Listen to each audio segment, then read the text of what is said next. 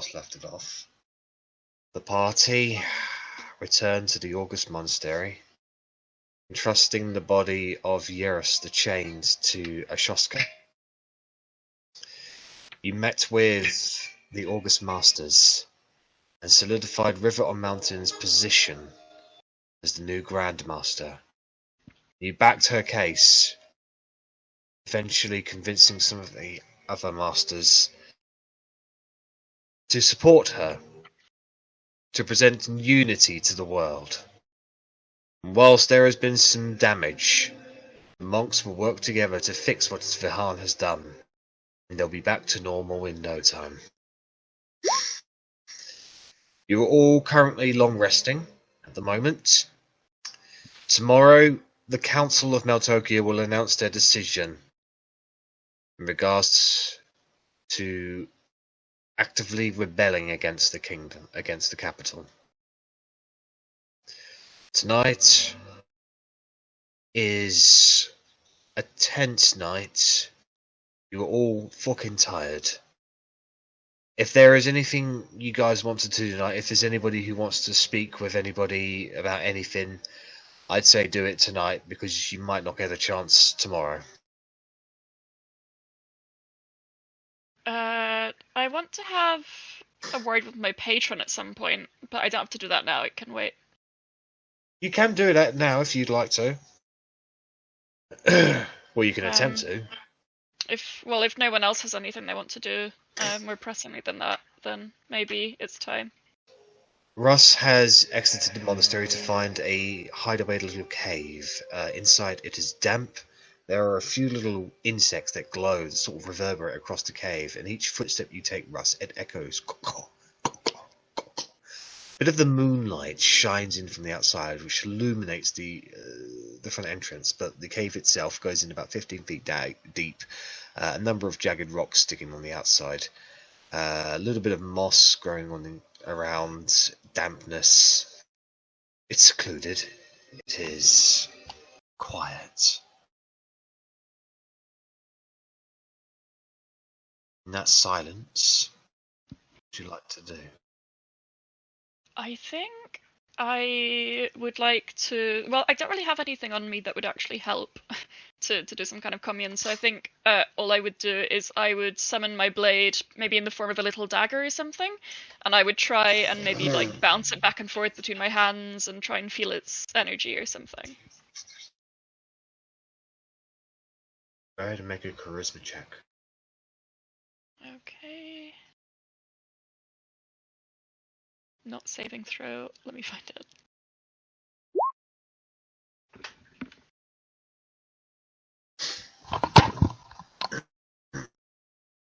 As you bounce the knife back and forth,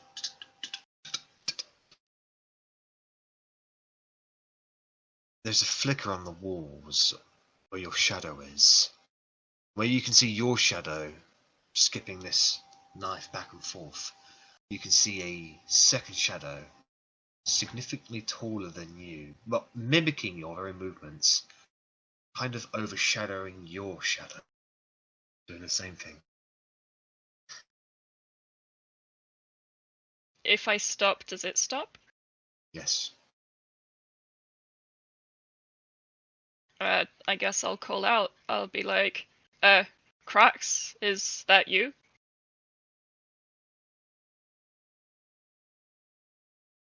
Hello? The shadow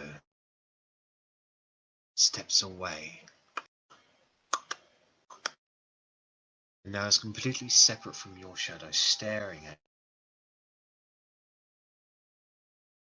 There is nothing generating, there's nothing making that shadow. There's no physical body in the cave's presence that would be making it. It just seems to be a dark indentation on the wall next to yours.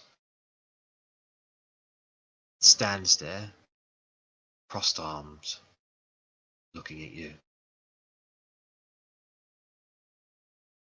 Humanoid in nature, but the limbs are quite long.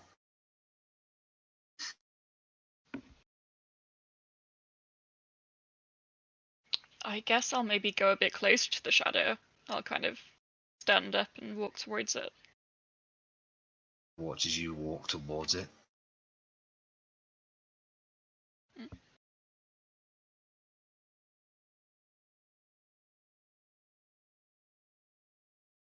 It raises its arm and swings it sideways. Whacks into the stone wall, and you see a crack. It starts moving its hand downwards, and you can see a little scrape in the rock itself.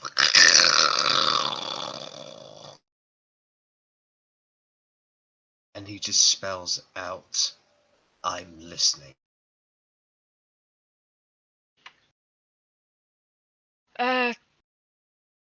Hi, kind of you to join me. I thought that it was time that we had a little chat. As you know, we have this deal. I'm trying to hold up my end. But there's been a couple of occasions, lately where I know I've let you down. I feel well, you feel the cold grip on your heart as you say that.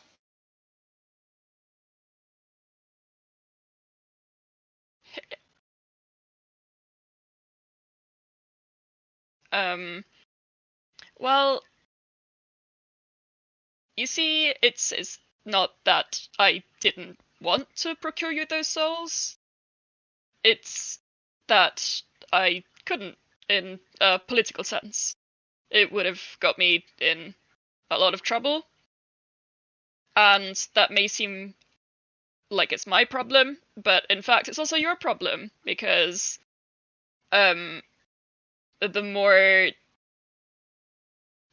more involved I am politically in the current political turmoil, the more important role I get, the more trust I get from others, the more I'm able to do in return, and the more souls, whether that's in number or in value, I'll be able to obtain eventually.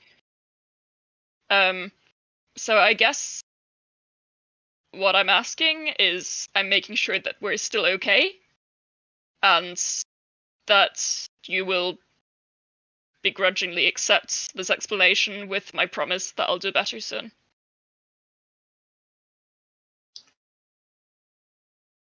The shadow is still for a moment,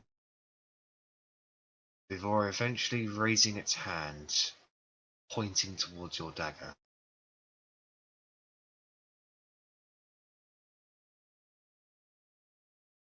And the hand raises again and points towards the entrance of the cave.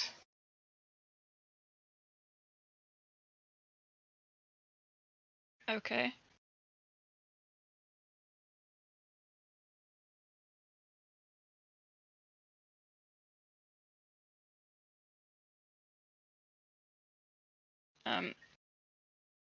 Can I see what the dagger is gesturing at, supposedly? The dagger isn't gesturing anything, it's the shadow pointing at the entrance of the cave. Sorry. Yeah. Is there anything or anyone in the cave? Make a perception check. Oops. You can hear footsteps. Not coming towards the cave, but probably very close by.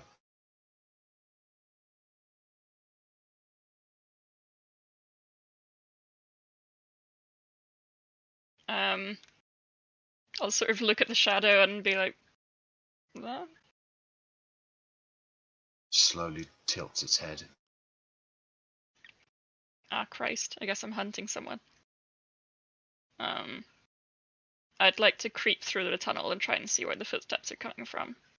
Make a stealth check, and you'll be heading towards the entrance of the cave itself. Okay?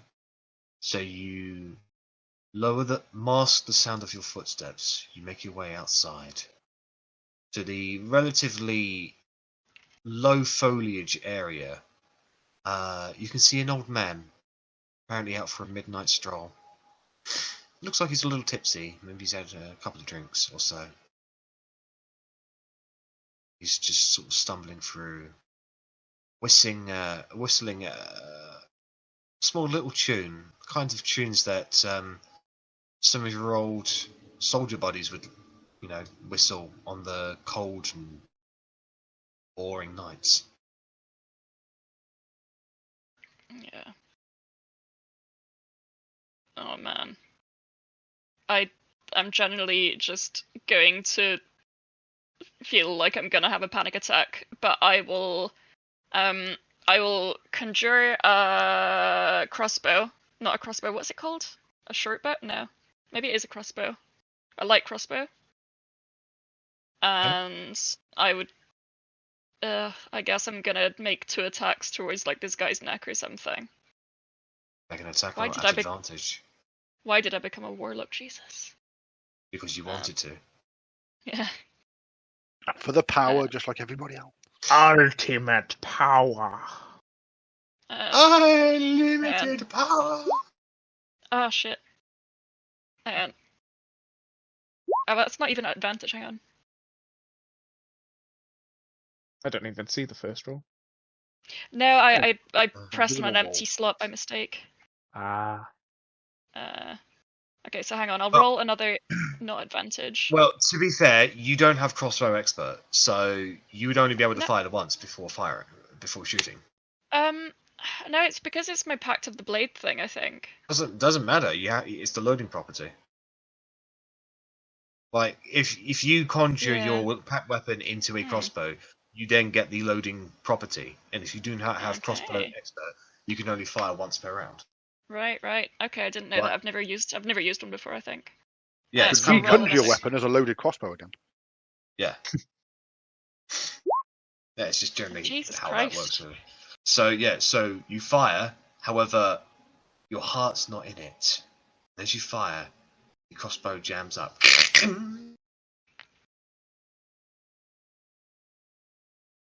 That was just the first attack at advantage, so even if she only gets 1 attack, that was still a 16. Oh yeah, that's right, I guess. Yeah, that's alright, because she's stealthed. So yeah, the 16 will hit, roll damage. Oh. So it'll be 1d6 plus... I just helped Russ murder someone, yay! It's +6, I think? Because it's my plus my charisma modifier, which is 5, and then +1 for my... Thanks. So as this guy, he falls over, and he got him right in the back of the neck, and he starts like the arrow's gone through the back of his neck out the front, and he's choking on his own blood at the moment. I am seriously gonna like sprint over and try and make him be quiet a little bit. So you run over to him, he looks up to you, he's pointing towards the arrow, like, in a way to help him, and then he sees the crossbow in your hand, and then his eyes just have this sense of why before going white, and the life leaves him. Oh boy.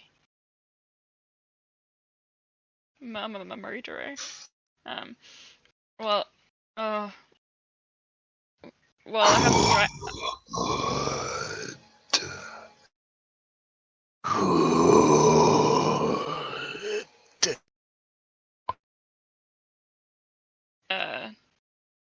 See, I wanted to show you that I am a man of my word, and I am aware that I owe you for the power you have bestowed on me. In your ear, you only hear one more word from Craxamius.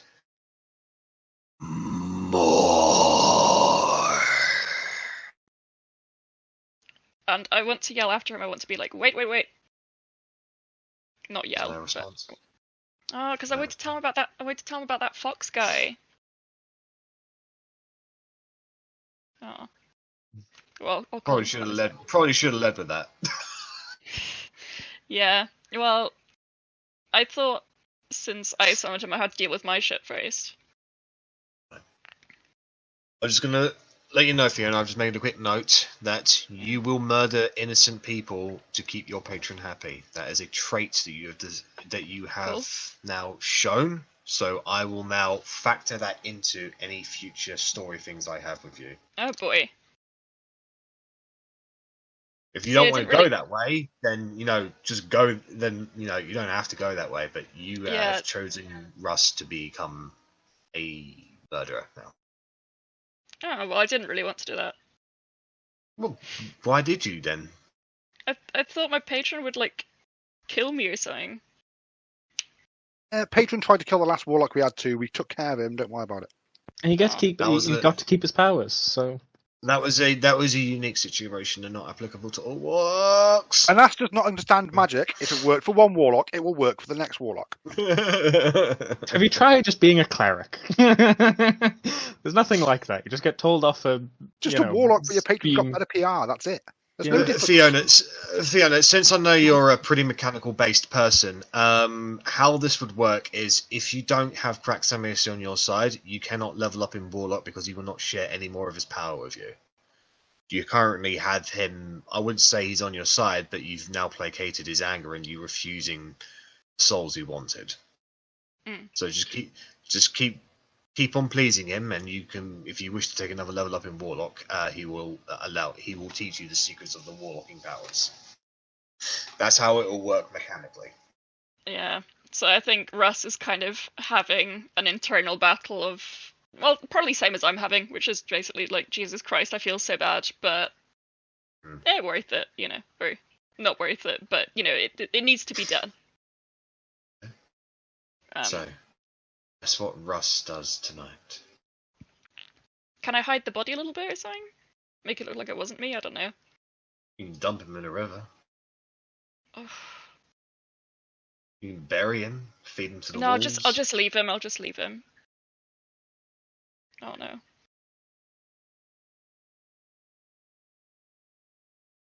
So, other than that, is there anything else any of the other PCs would like to be doing tonight? Is there anybody you would like to speak to with each other? Anything at all? I will do ascending. Okay. Sending to Ambassador London. Alright. Just a hello, London. Korgrin here. Hey there, friendly neighborhood Spider-Man here. Why did I say that? Made The myself words just small. wasted. Yeah, I know. Oh god, I'm still stuttering. Didn't get your last message. Anti-divination. August monks on side. Likely also Maltokyo. Hopefully see Feli Durzan, 1 or 2 words, don't know. One Soon. would be one. Okay, so 22. 22. Hopefully see Philly Durzan 22. No, Philly hope Durzan's older than 22. Philly Durzan 22. I mean, at this rate, it probably will be 2022 before we see Philly Durzan, so. After a moment, a response comes into your mind. Korgrin, good to hear ya. I'm back at Philidurzan, speaking with Vizier Regal Mithril-Fist. Commander Molten Durabane, on side 2. We are preparing for war. That's 25 words exactly. What were those names? Vizier. Vizier Regal Mithril-Fist and Commander Molten Durabane. And do I know of any of the. Like, do those 2 names ring a bell? Oh yeah. They are very, very well known amongst the dwarves. Vizier Mithril-Fist is, for all intents and purposes, a dwarven king. Sure. Commander Molten Durabane Commander. is effectively the supreme commander of the Philidurzan armies. Fair.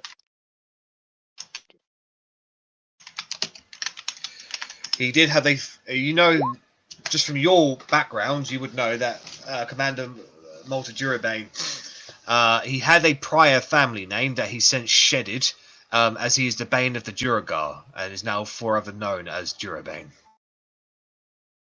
Yeah, I dig it. And I suppose when everyone's gathered around, well,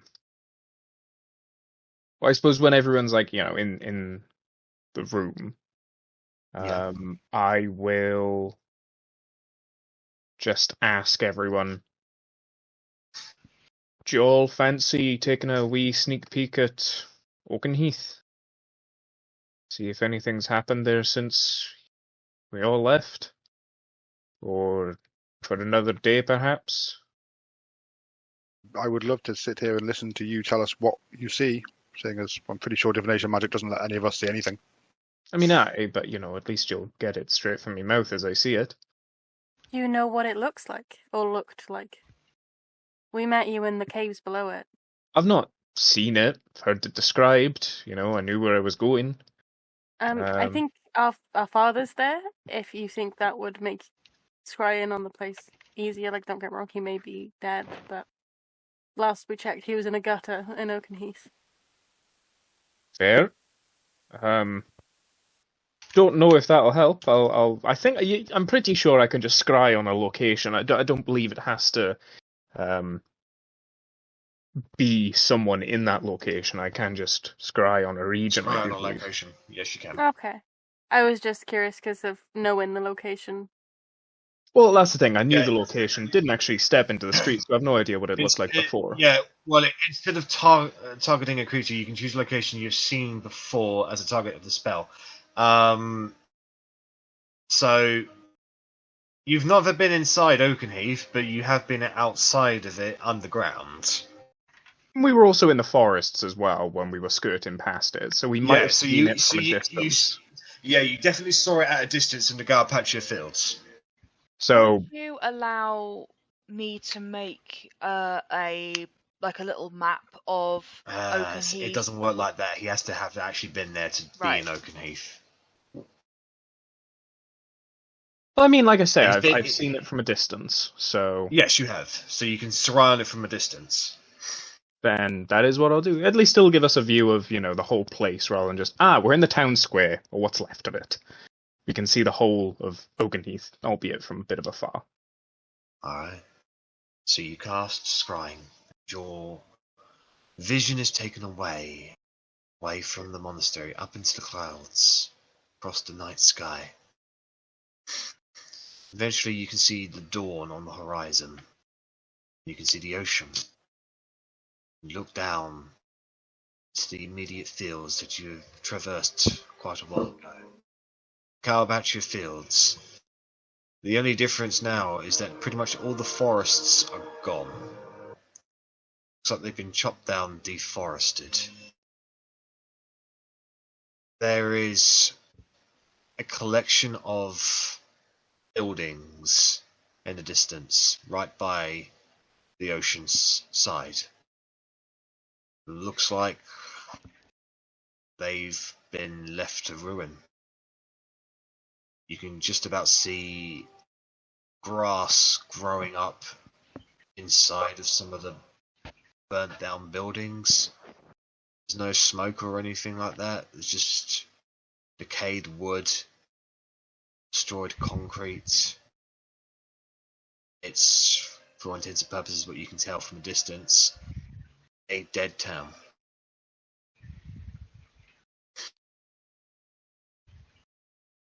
I'll describe that to everyone and, say, that building over there, it might have been Rennas' old home or something like that, and, it's burnt to the ground, etc. It's all a bit barren. I don't really know what I expected. I don't really know if perhaps Edgar had left people behind just to keep sea in case anyone returned. If they are, I can't see them. You can't see anything. It looks abandoned. Very much looks probably as as you last saw it before you went into those caves. Just a bit less smoky, less fire.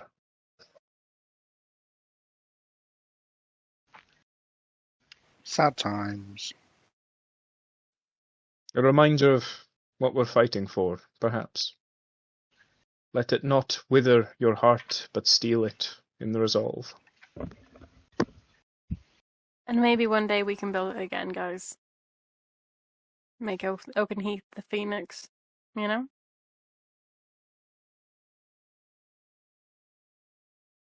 I think I'd Thank like you to see for it. checking. My pleasure. Sorry it wasn't happier news. Don't know. Like I say, I don't what I expected, but better this than take over. Exactly. We saw it all burn into the ground. So at least it hasn't been completely destroyed, and it appears to have been left alone to just be. Aye.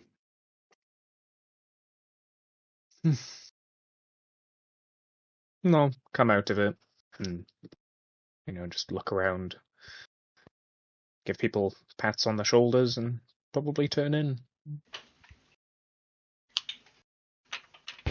Korgrin will retire to his bed / floor mat. I'm so sick of this. When can I get a real bed? Never. Is there anybody else who would like to talk with anyone? I would like to go to the Fox's Cunning, but to save time and effort, all I'm actually trying to do is buy a flying broom. So if you're happy to let me buy a flying broom, it can be quick. I want to go to the shop, though. They got one left. I believe it's 500 gold pieces. Roger. I will pick that up. But I'll snuck away to do this. No one is with me. Sneaking. Yeah. And I'm coming back to the party, and I'll give that to Otti. So Russ and Rennas just disappear in the middle of the night. Not out of the ordinary behaviour for them. People will start to talk, Russ. Hmm? People will start to talk if we slip off in the middle of the night.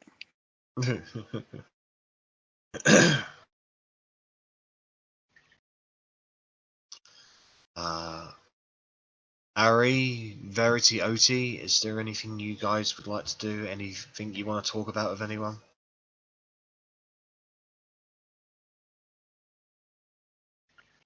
Once I've got the broom, I'm gonna go off and see everyone individually in their little rooms, and then go and knock on Verity's door very loudly. Verity, you weren't sleeping, so someone's knocking at your door. / sliding panel. You can clearly see Otti's shadow on the other side of the panel.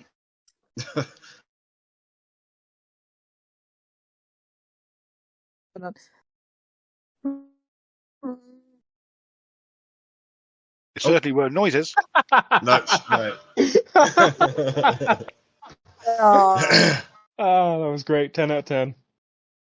That's like opening the panel, seeing Otti, and then just closing it again.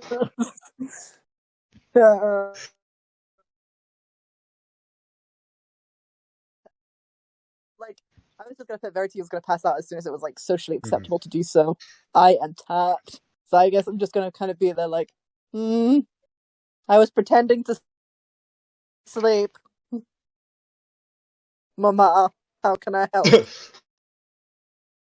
I didn't mean to wake you. I just have a present, and I'm gonna hand over the broom. But on the broom there are handprints from everyone. We've all put our hands on it and made handprints. And I'm gonna hand it over, and I'm gonna say, just so know we are, so you don't drop it again. We'll all have a hand in making sure it's there for you.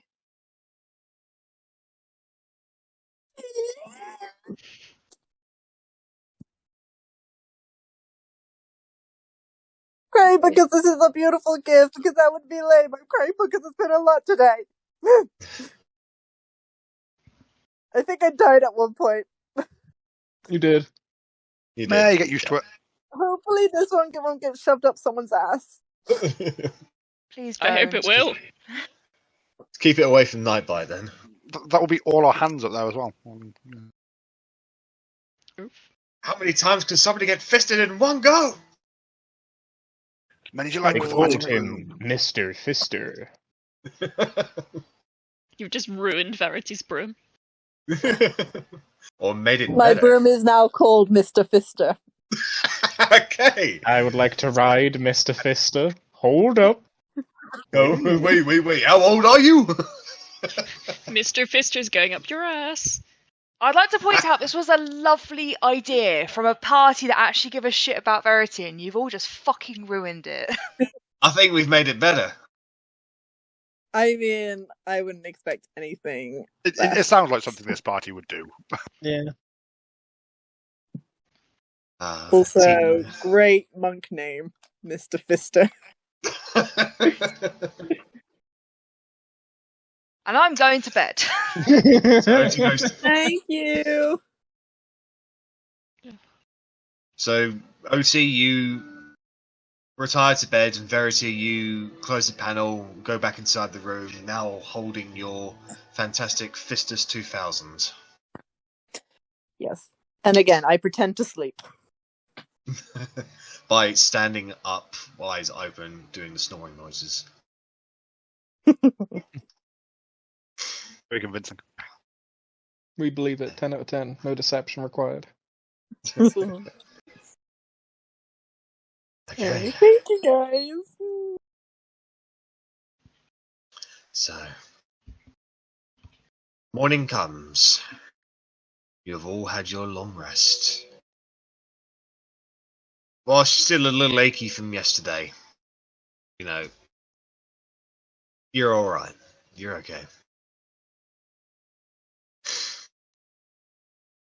You all have your morning breakfast.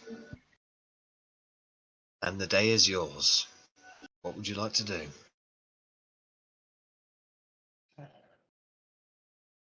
Can I go and buy some leather armor, please? I wanted to try and go and solve the fox's riddle. Good luck. But I'd like other people yes, there. well, both Leather Armor and Fox's Cunning are in Mel Tokyo, so do you guys want to start making your way over to Mel Tokyo? Yeah. Yeah, do we just want to go shopping before we see the council, or? Yeah, why not? Do we have a timing Go for when this something. meeting is with the council? They're all It's more of an announcement, to be honest. Is there a time for the announcement? Not particularly. At some point today. Bugger. Okay. We'll try and make sure that we are like ready for sort of like our time, sort of like 10 o'clock, because it will either be like a noon or afternoon thing. They're politicians. They're not going to be doing anything before 10 o'clock. So you know. It's going to be a midday event. And then break for lunch. After afternoon teas and scones, of course. Yes, that's correct, Avi. No, minus 20% because of your merchant discount.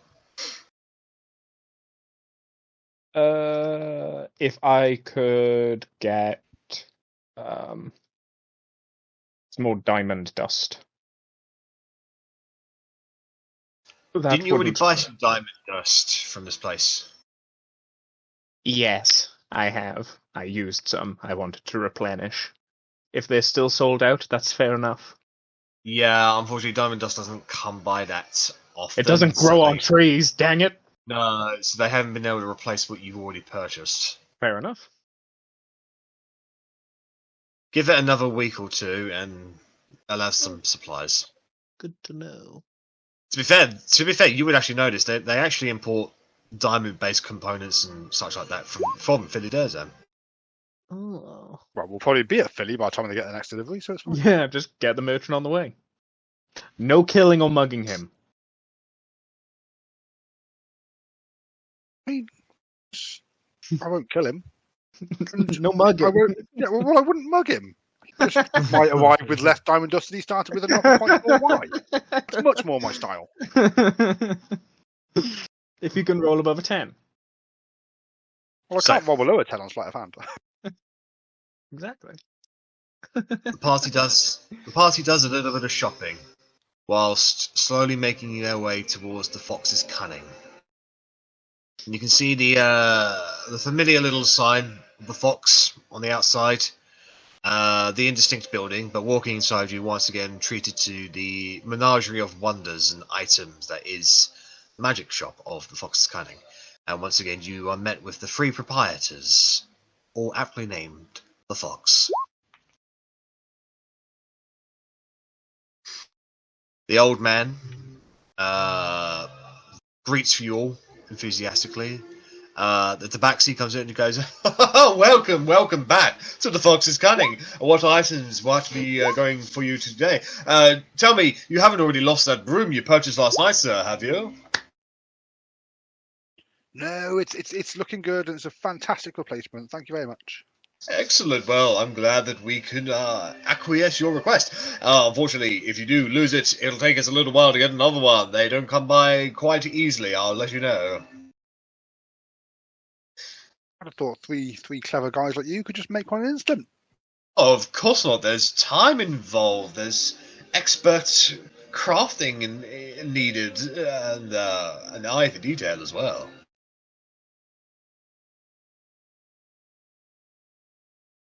Anyways, how may I assist you today? What are you looking for? I would like two things. Of course. Do you have any scrolls of feather falling? Do we have any scrolls of feather falling? Oh, we have two. I'll take them. Second level spell. I think it's first. Is it first? Featherfall first. Oh, that was. Here, we'll put in 125 gold pieces for both of them. Is that okay with everyone? Yeah. I only have 35 gold and my share of wafers in the bag, so. I mean, OT. The skeleton comes straight up to you, Verity. Just goes, oh my. Green dragon scales, fresh as well. And not the best of conditions, but still magically appropriate. You're looking to offload these, are you? I'm sorry, he was punched by a god. I see. I'd say, oh, well, if that's the case, I'd say that price has gone up then if it has been touched by a god. No. If you're looking to offload all of them, I would happily pay you 1,000 gold pieces per scale. Wow. It's very Mass is generous. paying much more attention next time we attack dragons. Arthur! Do we have a deal? Verity, you could maybe ask for a bit more since they're a piece of local history. Did you know that these are the scales of Yaris the Chained, who has taken care of Meltokio for hundreds of years? The skeleton looks at you with like a blank face because he has absolutely no facial features whatsoever. But the old man speaks on and goes, Well, you're a bit of a pluming idiot, aren't you? Me? Swamp Putty captured Yaris the Chained in his youth. Hundreds of years, you're off your rocker. I'm not from around here, I'm sorry. No, you're not. So don't try and pull a fast one on us.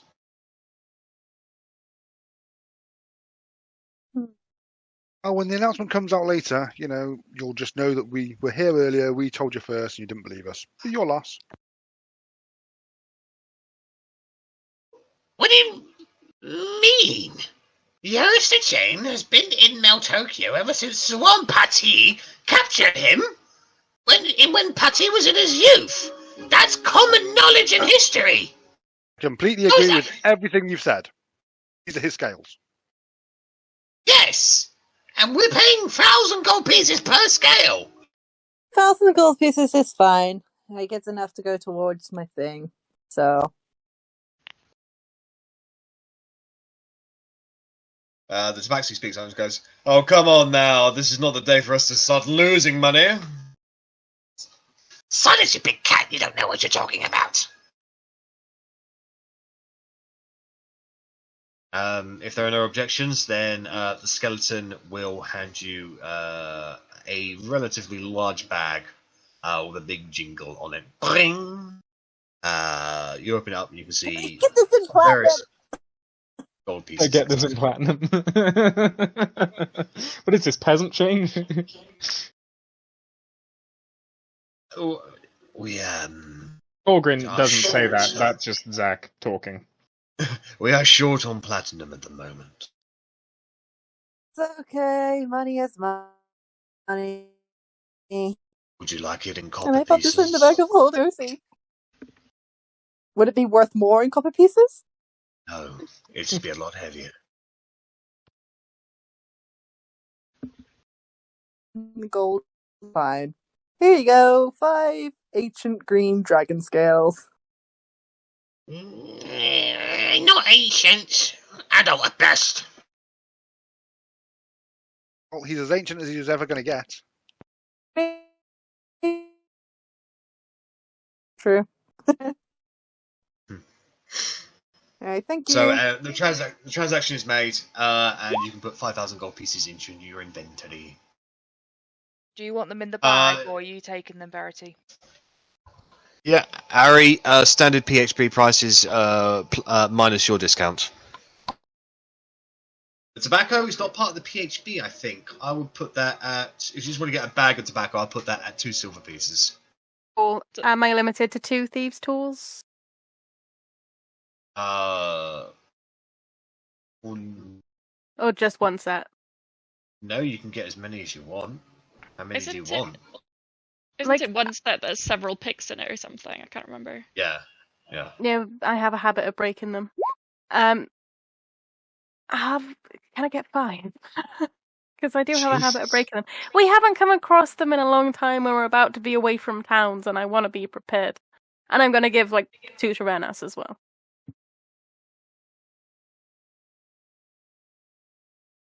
Okay. Yeah, That's easy cool. to purchase. So, bag of tobacco for 2 silver, and then I will look in the PHP now for PHP. thieves' tool. And obviously minus your 20% discount.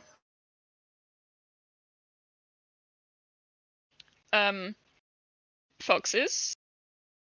If Yes. if you're willing, I would like to try and solve your riddle. Oh, do please go on.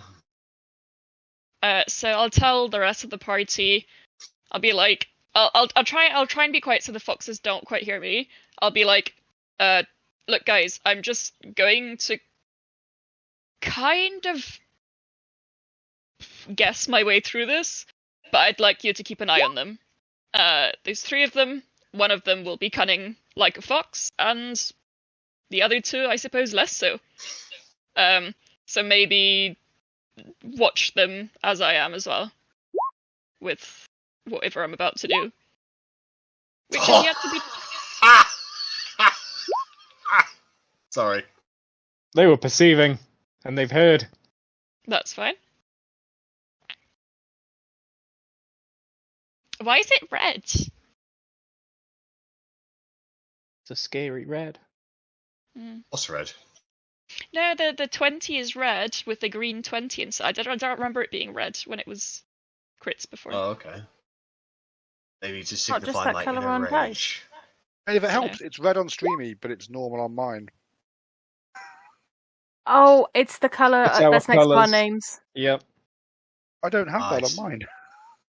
So Jack's is red, mine's orange. I imagine. I never noticed yep. that before. Yeah, mine's the bluey neither. colour. Well, there we go.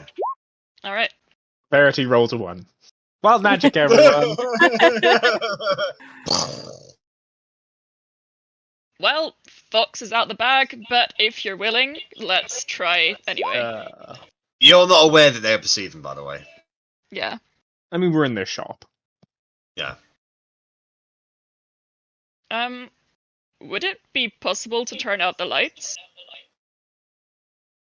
You'd have to ask them. Oh, I did. That was me asking them. I can't. There's not really a big difference between my accent and whatever Russ is supposed to be. I mean, I have no problems. I can see in the dark. I don't see it all. What? I'll see nothing, no! It's just to set the mood. Nothing else. We don't need it. Oh. You want to set the mood? Yeah. Usually we have to go for jackalopes and lumps of books for this sort of attention. I'll consent. We'll play along for now. The old man waves his hands, prestidigitation style, and the lights snuff out. So it's still light. It's still light outside, so you can still see the sun like beaming through the cracks in the windows, but the general mood is dimmed now. So, yeah. Okay. I'm going to refer to you as Fox 1, referring to the Spaxi, Fox 2, referring to the old man, and Fox 3, referring to the skeleton. Why am I Fox 3? I want to be Fox 1. I want to be Fox 1. Next time. We'll switch over. But I'm the best Fox. All three of you, you're not together for this. You're not allowed to communicate. You're all separate. You can't see or hear each other. I can see them, but sure.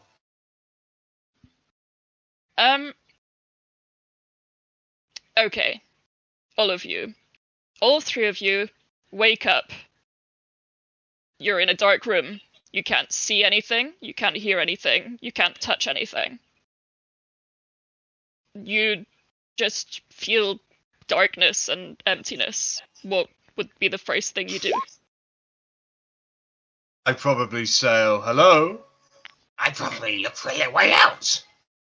I'd probably sit in contemplation. So, Fox 1, you say hello. Yes. No one answers, but you hear the echo bouncing off walls. You seem to be within an enclosed room.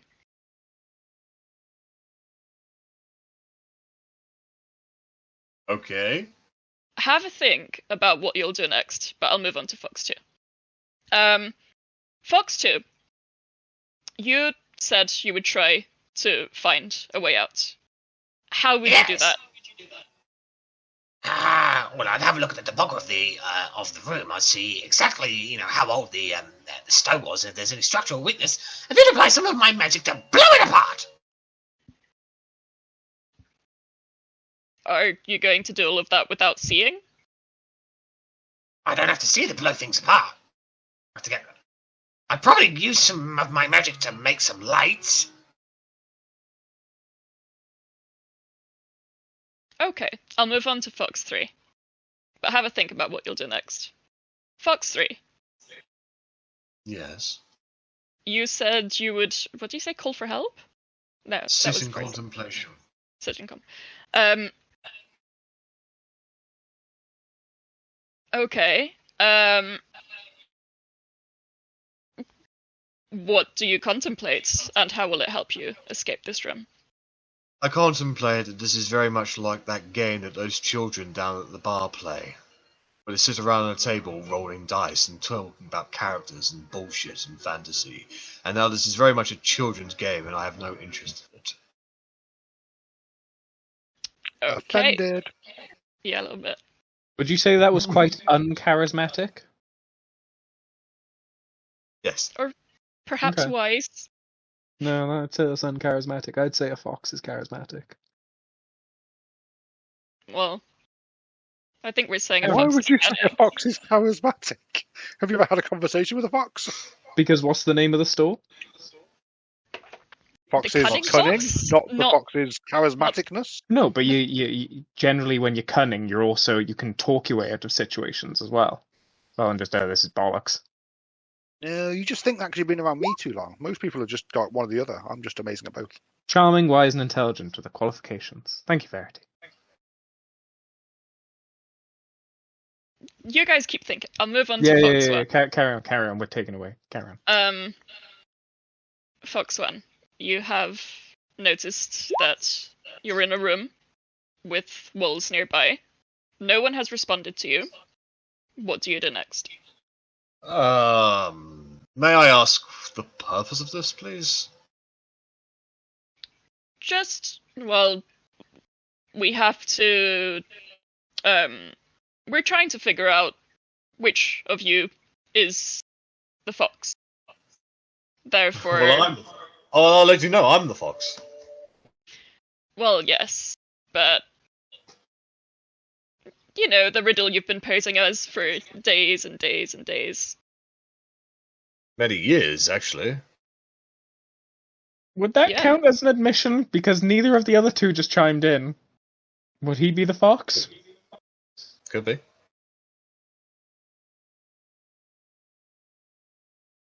Carry on. He's also just being... It's only him being addressed at the moment, so... True. We are just trying to solve your riddle, and to do that, we're trying to get to know a little more about you as foxes. I feel we're celebrities. Yes. So, Verity, you want to say something? Yeah, I was just going to say, like, from the first answers, the Tabaxi, I assume Fox 1, is the most charismatic. The middle one, whilst violent, is acting the most intelligent because he went to investigate first, which I believe is an intelligence skill. Mm-hmm. It is. And then the last one was wise because he sat in contemplation. So More we don't. monk-like. So, like, we're looking for one who has all three qualifiers because we kind of know that they each have one, but the air quotes fox is supposed to have all three. Maybe they've just got like a really tall fox costume in the back, and they all stand on each other's shoulders, and they are all actually the fox. I thought Three we were halflings in a trench coat. I thought we were just Exactly. looking for the one that was the most intelligent, really. No, No, you have to be charming, intelligent, and wise. Mm-hmm. Is why I wanted to try and do spells that required like the saving throws for those three skill sets to see who would be the most resistant to them. But then that's probably a bit too violent. And also, I'd hide the rolls from you as well. Yeah. What was I gonna say? Yeah, I mean, sorry. Like, which one of you guys is the answer? I'm not done with it. Okay. I'm the answer. No, I'm the answer. No, I'm the answer.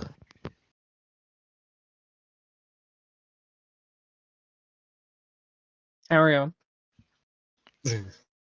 Alright. Fox 1, we were saying. No one has responded to your call for help, but you're aware that you're within an enclosed room with walls nearby.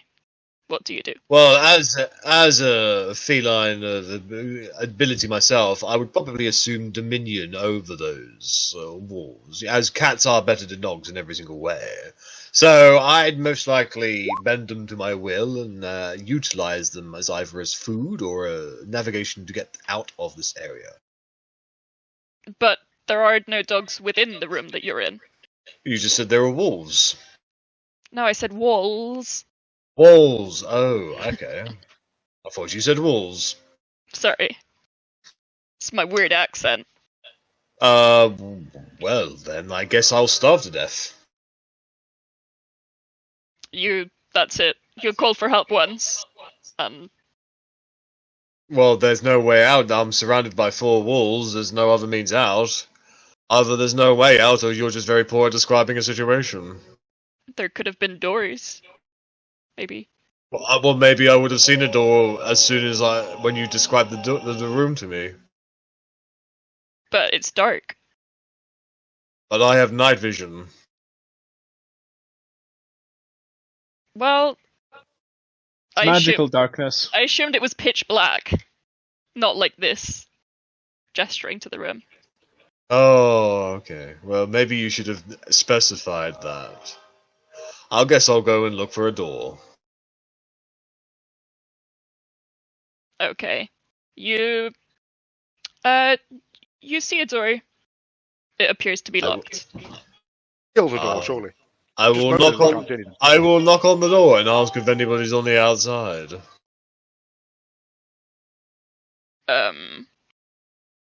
You do so, but I will move on to the next fox. Okay. Oh, yes, my turn. So, you... Wait, what happened? I blown up the walls, remember? Yes, they don't quite respond to your magic, but you have set quite a few things on fire, leaving loads of light in the room. Oh, well then I use my magic to, snuff out the flames so I don't suffocate. Okay. I think someone may have heard you, may have heard an explosion. Good, then they'll come and open the door and let me out. No, I don't think they knew you were there. What would you do? Remember, you don't know where you are, who this is.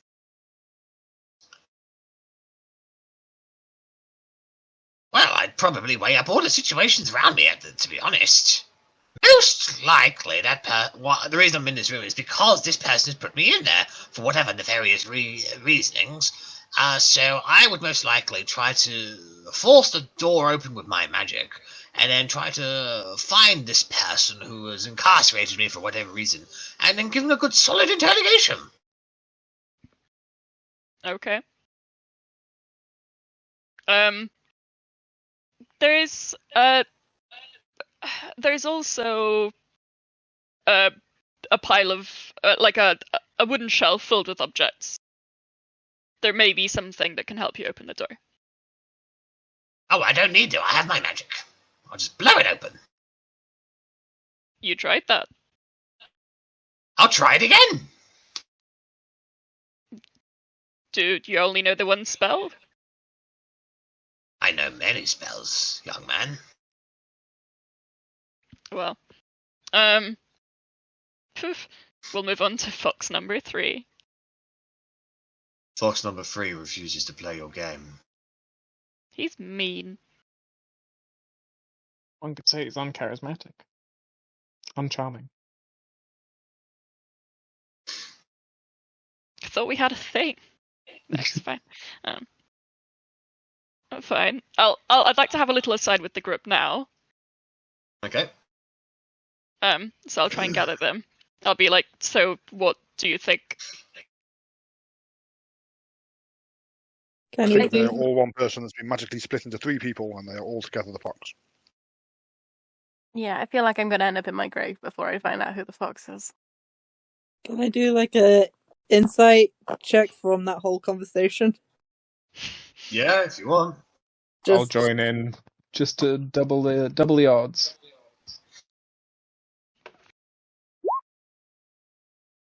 Not very good odds.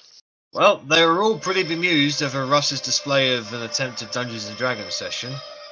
But they played along and they were honest in what they said. Now, I'm wondering if the fox is the fox. I mean the store. If the fox is cunning, is the fox, because we've got charming, we've got wise, we've got intelligent. Fox 1 is charming, Fox 3 is wise, and Fox 2 is intelligent. They all together make up the fox by matching all 3 descriptors, as it were. It may not necessarily be an individual. The store does have all 3 skills inside it. Exactly. But I could be looking too far out of it, and one of them is indeed the fox. One of the 3 individuals before us is the fox. But that is all I've managed to gather, really. Is that it? Is the store the fox? I say to the foxes. No, but good guess. Yeah. Why They're is all secretly one person. Why is it not? Because the store is all three, because it has the three of you inside of it. It has charm, it has wit, and it has intelligence. Yes, but only one person encapsulates all three. The fox is on the door, the sign, thus it is a fox. But it is not a person. What is a person? Yeah, no offense, Mr. Fox, you're dead. So you're not really a person anymore, no? Thank you for the offensiveness. I'm just speaking purely, from an intelligent point of view. You know I still eat and poo, right? Gross. Interesting. How? Like, yeah, like, do you have organs? I'd rather not go into the details, but if a man can poo, then a man can live. Okay, then I I redact my statement, and I do so humbly apologize. Apparently, if he shits, he's a man. I thought it was just a sentience thing, but sure. I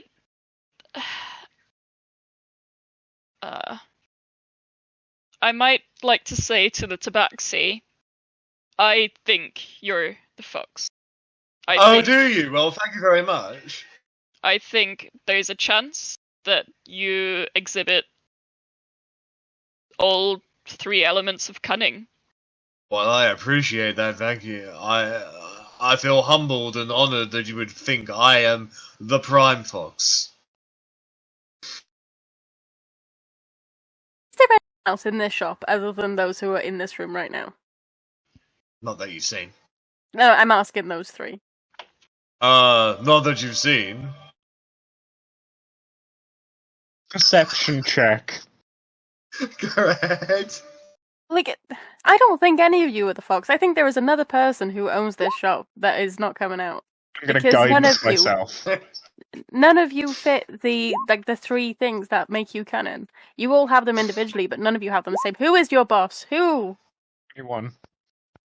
Because the Prime Fox would not settle for being on the same level as the other foxes. So where are they? I know they're here. Did someone They're create around you? here somewhere. No, we are here voluntarily. What are they? Well, I'm a tabaxi, he's an old human, and he's dead. No. What is the other one? What do you mean when he is the other one? The other person that's there. There is no other person there.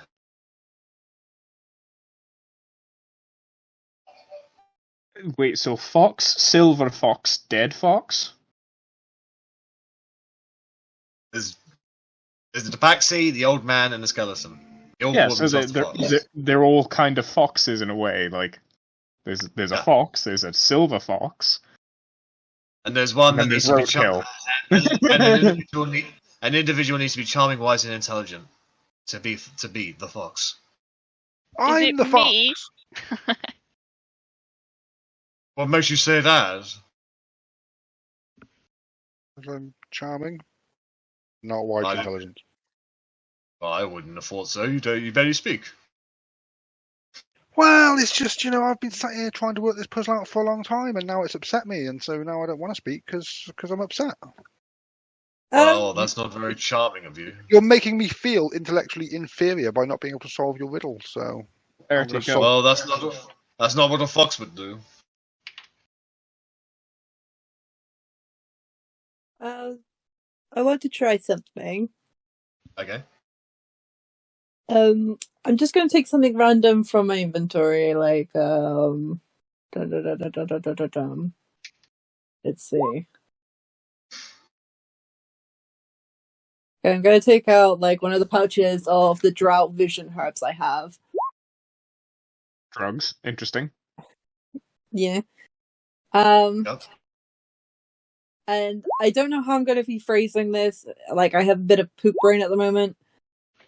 But I'm going to try and get it so they all have to do skill checks of sorts, like Arcana, History, insight into the drugs. Like, I want to see who's able to make all 3 kind of checks and then tell me relevant information due to those checks, and see if I can use that to figure out who the fox is, like who is able to tell me the most information in those areas.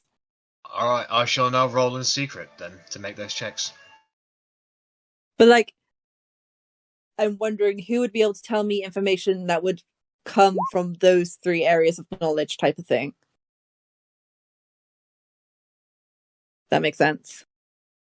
Yeah, what is the, the intelligence is like, what is the actual thing, or what does it do? Wise is whether you should actually do the drug, and charisma is, can you sell the drug? Or buy it? Well, the Tabaxi says, well, that certainly looks like you've got a good time in your pocket. The old man goes, oh, there's a lot of medicinal properties in that, mainly to get rid of my arthritis. The skeleton just goes, I miss drugs. I mean... Okay, wait, so the old man, he's developed, like, he's just shown that he had, like, some sort of medicine. And that's wisdom, and we've already established that he has had intelligence. From how he answered Russ's question. So he has at least 2 of the 3. Are you the fox, old man? Oh, thank you very much. I like to think I am. I'm asking due to you being able to answer the question from 2 areas of foxiness. I have to say, that's very foxy of yourself. Opposed to the others. That's my evidence. Does that very good evidence. That's very good evidence. Very good evidence indeed. What do you think, gentlemen? The Tabaxi looks at the old man, and the skeleton looks at the old man. They all kind of nod their head and just go, unfortunately, you're wrong. You! Insight. Yep, go ahead.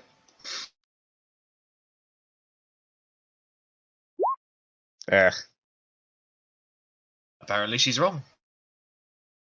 There's a curse in this shop that stops you rolling well. Does Arri want to have a go? Definitely not. I had my stab at this the first time it came into the shop, and it destroyed me. Yeah, Rennas has also come to terms with the fact he will never know who the fox is. Yeah. It will eat away at him until the day he dies, but he's not going to put any more effort into it. Yeah, like other than jokingly putting forward that I'm the fox, that is me done. Get out.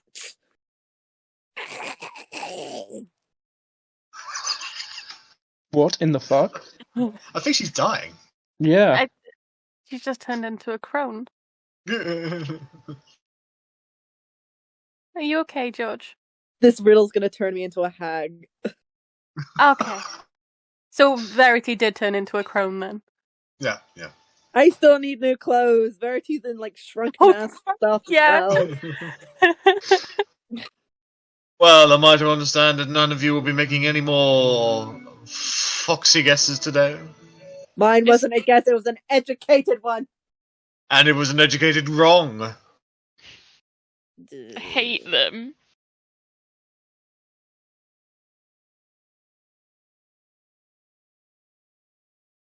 Like, part of me wishes I was a druid, so I could... Sorry, go on. Literally just want to say, so I could literally turn myself into a fox and traipse around the shop, but yeah. Nonsense coming out my mouth. So... You know the horrible thing is Haren figured it out like right away. Yeah, but them and Haren are in the same brain, so yeah.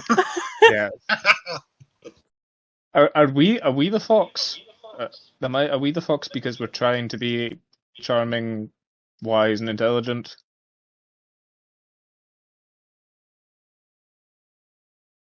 And we're in the store.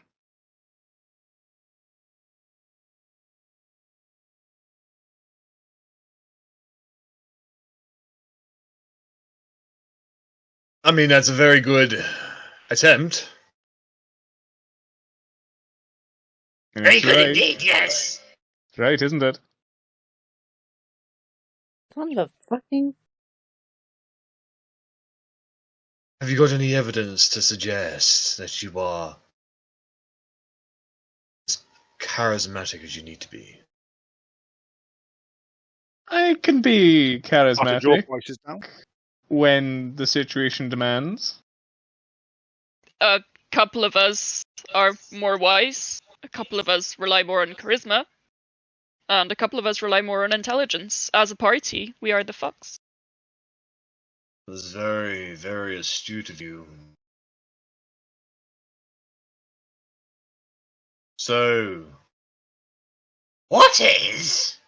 your final answer? Together, we are the Fox. I gesture to the party.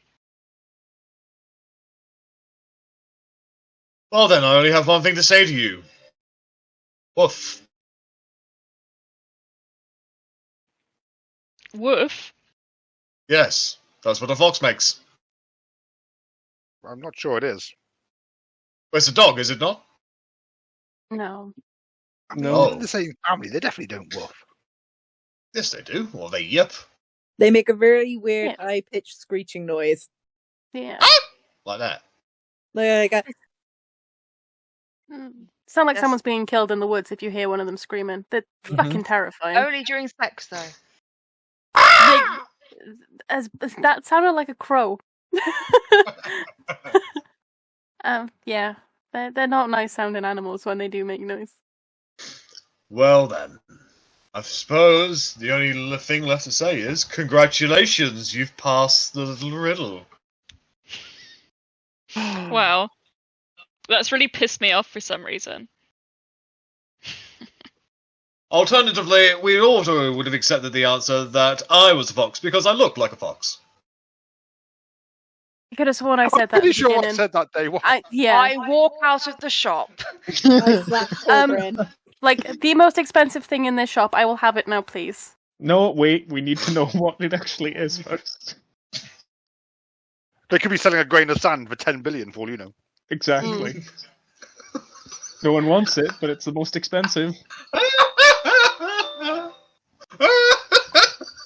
It's also does with the two answers. We are the fox, or he's the fox because he looks like a fox.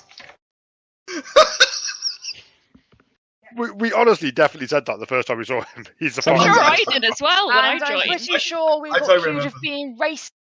Yeah, I'm pretty Yes, sure yes, this is what you did. Yeah, he called you racist. Yeah, Well, because you didn't push it. You didn't push it. well, if you looked out the window lately, if you're called racist, you have to just shut up and deal with it. You can't push back. Oh, You don't yeah, there want- was a stone They don't in want to here, give away wasn't there? free items. They don't want to give away free items. Yeah, there was an iron stone. I think that was the most you- expensive thing. It was one of the most expensive things. They got. So you want the most expensive thing? No, we can want we to have? see Can we what the see the fuck they've list? got first. Because wasn't there like a super magic item that they hadn't actually shown us, like legendary? Yeah, there was because they don't want. They don't think anyone should have it. I mean, they don't think that, but you know, we're entitled to it now. So Well, each of them brings out a different item. The tabaxi brings out the small little pouch. Tiny, fits in his hand.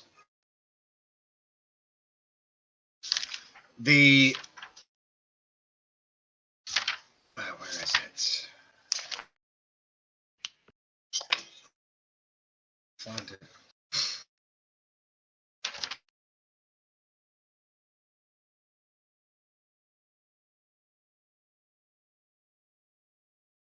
Where the hell is it?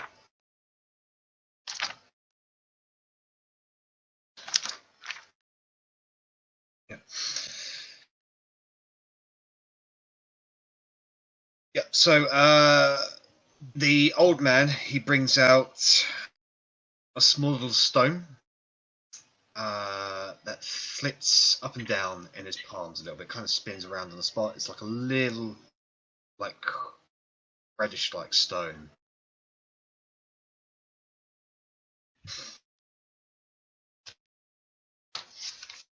And the skeleton brings out a...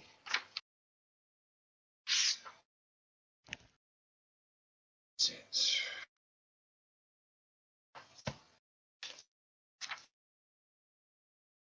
Had these saved here.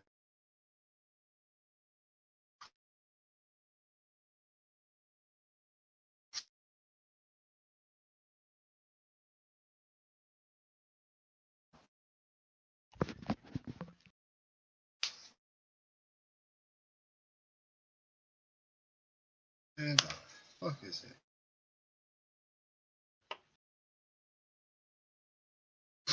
Oh yeah, the skeleton brings out a robe that flits with starlight. A flitty robe? Rope, Yes. I think. No, rope. A robe. Like there's a hood Sorry. on it. It's like a large robe that just covers like pretty much one person's entire body, and it flits with starlight and nebulas. Shall we just get that for Verity? Regardless of what it does, just because Verity would love Yeah. it. Well, it's pretty. You know which iron stone that was? I can't remember. I think we did find out before, but I can't remember which one it was. Make an Arcana check, Rennas. Yeah, okay. Luck.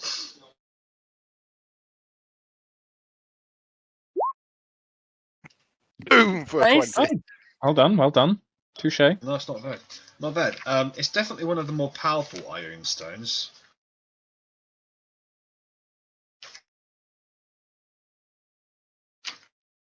What's that word? Ironing? No. Iron. Irony? Or Ioun? Is that... The Ioun stones is that. Oh.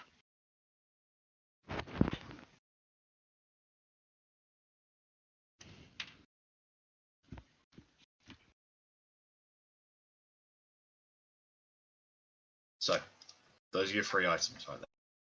Do we get more information on them or not at all? Well, no, because you haven't got them. Why are you just looking at them? So, Can I ask the foxes which iron stone it is? Yeah. This is, I believe that this is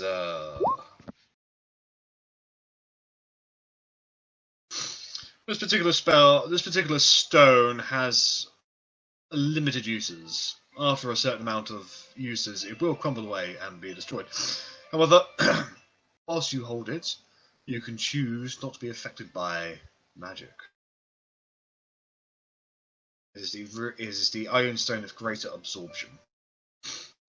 Wow.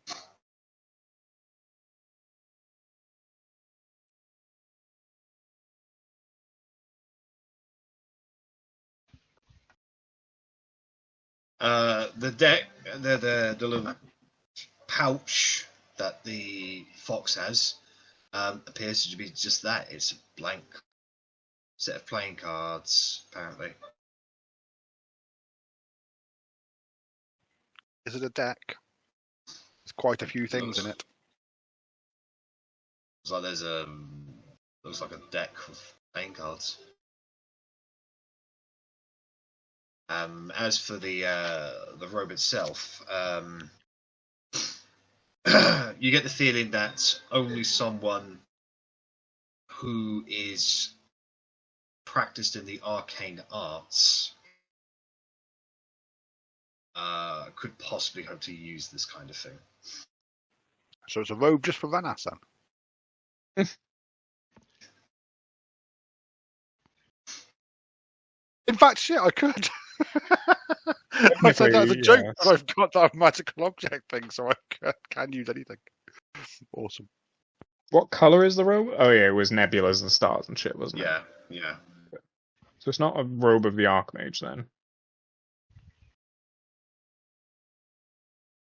No, it's... I was quite excited by the stone, but it's all magic related, so I don't really mind. And obviously you guys cracked the riddle mostly, so. And I do think Verity would look good in the robe. Well, I mean, like, a robe of the Archmage doesn't have to be white, black, or grey. It can be pretty much any colour you want it to be. Fair. Is it a robe of the Archmage? Might be. Arcana check? Want to make an Arcana check? Go ahead. 2. I'm guessing a 2. Oh, 17. It's a pretty cloak, Russ. Korgrin, I mean, it certainly looks like something you'd never be able to use. Fair.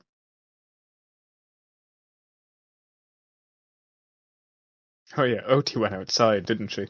The other person who is decent at Arcana.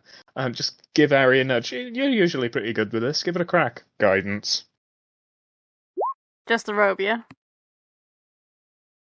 Yeah. Verity, it's a pretty robe. Not meant to be on that. So 11. Oops. Arri, 12. 12. Arri, it's a very pretty robe. Just to Yeah, it won't confirm, blend in the woods, best though, will it? magic today.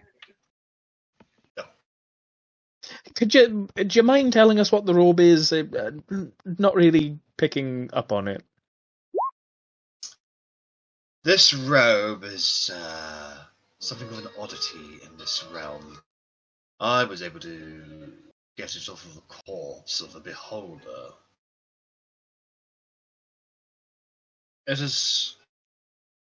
It can only be utilized by one who has practiced in the arcane arts. Now, traditionally we would sell this for well over 200,000 gold pieces.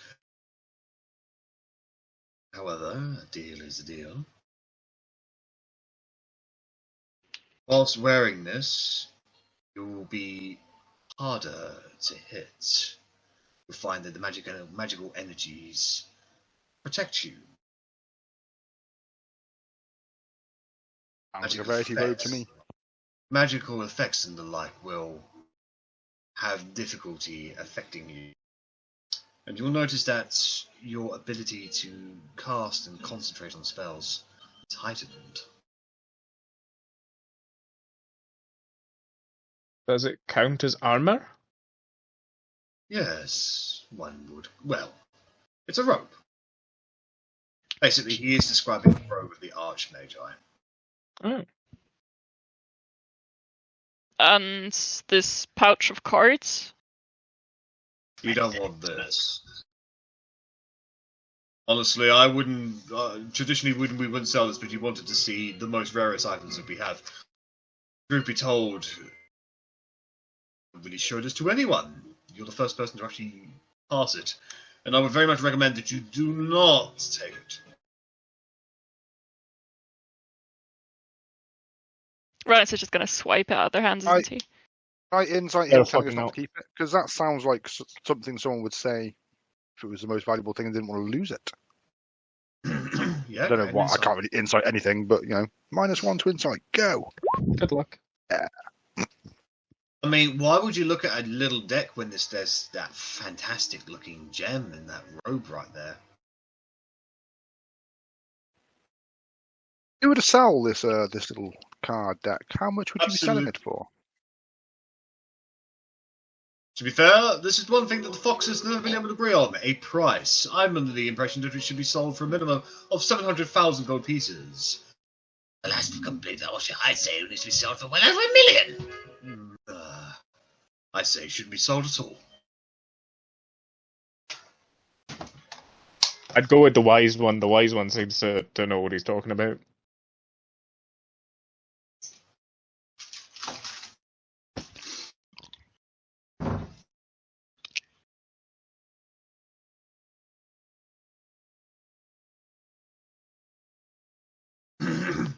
Well, would you like to come back at a later date and make your decision, or would you like your item?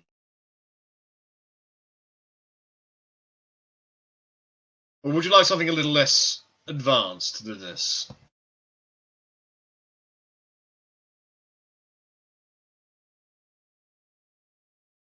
Such as... Well, we have a modicum of items here. But you just simply wish to see our most expensive items.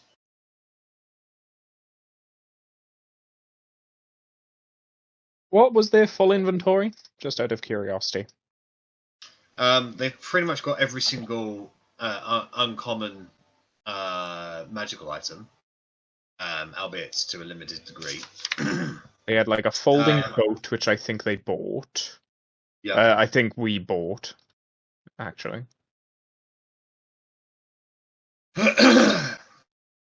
They can have effectively the full inventory is since you've passed the test. It's more of a case of what do you want?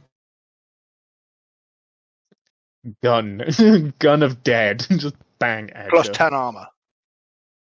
I mean, Nah. they could make a pistol for you, I guess.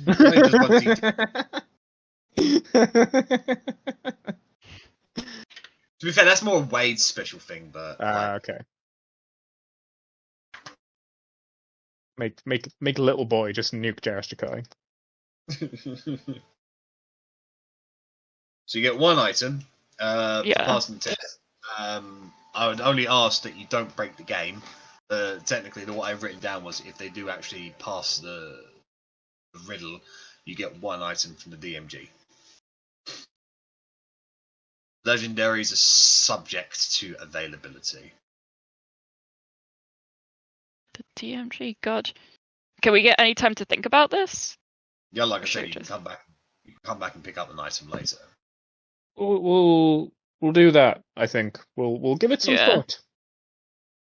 Yeah, but to do before leaving Meltokio. Mm. If we have to leave in a hurry, I'll sprint to the shop and pick it up before we go. Well then, we'll be here waiting for your patronage. Hopefully we don't blow up in the meantime, yeah? I was just about to jokingly say don't go out of business in the meantime, and now I'm concerned. Well, I'll be more concerned about that blue one. By the way, your hair's regrown at this point, Verity. It's nice. Yeah, I'll be more concerned about that blue one. She looks like she's liable to blow up at any second. Yeah, she has done a few times. She normally ends up okay in the long run. She can't choose can't settle on a size or an age that she wants to be. If the foxes go out of business before we pick up the item, I might just kill myself. Big mood. I think I'd hunt down the foxes and kill each and every one of them. That's And the their thing. family. A fox has 9 lives. That's okay, I have 9 daggers. Daggers I hope we sold you. Yeah, some of them. Well then, congratulations again. Well, Fox and Fox, we need to think of a new riddle. Let's make it even more obvious this time. That way no one will get it. I think everyone in the party just cringes at that. Just, oh. Which one of us is the skeleton? That one! No, it's not. I've got a skeleton inside of me. I'm about to become a skeleton. I already am a skeleton. I think he's onto something there, guys. I'm gonna patent it. Alright, I want to ask them if any of them have boots of flying for a sale, not for anything. What level is that? Is that an uncommon? I think so. Let me look at it. Because I was kind of a bit sad about picking my brazier of filer and winged boots, it says. Stop is complaining about uncommon. the build that you had weeks to make. Well, it was like 5 days. I hate every decision I've ever made with this character. I always make the wrong decision, so I make a new decision. Yeah. Oh no, that decision was the wrong decision. Nah. Well, I'm keeping my brazier of fire elementals, but I also want to fly. The wing boots, yeah, they're available. 500 gold pieces.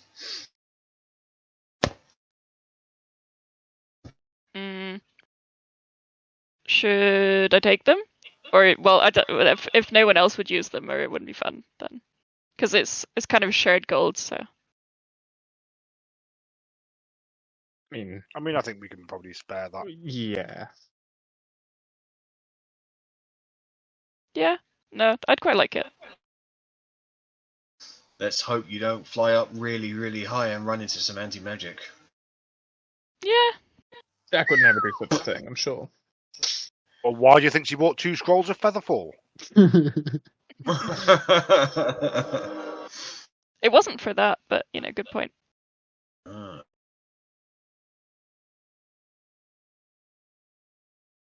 Thank you for the opportunity to be bamboozled.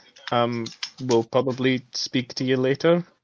Well, I certainly hope you were bamboozled and otherwise fedonkadunked. It was an experience, and it passed you the guys- time. Just remember, we are all the Fox. Mm-hmm. We are a very inclusive shop. To hear. I'm also a fox. So that was also the So correct are we. answer.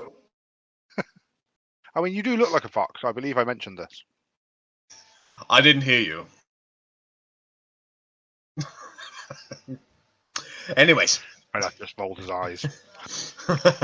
So, with the weight of the world off of your shoulders, you guys leave the shop of the everlasting riddle.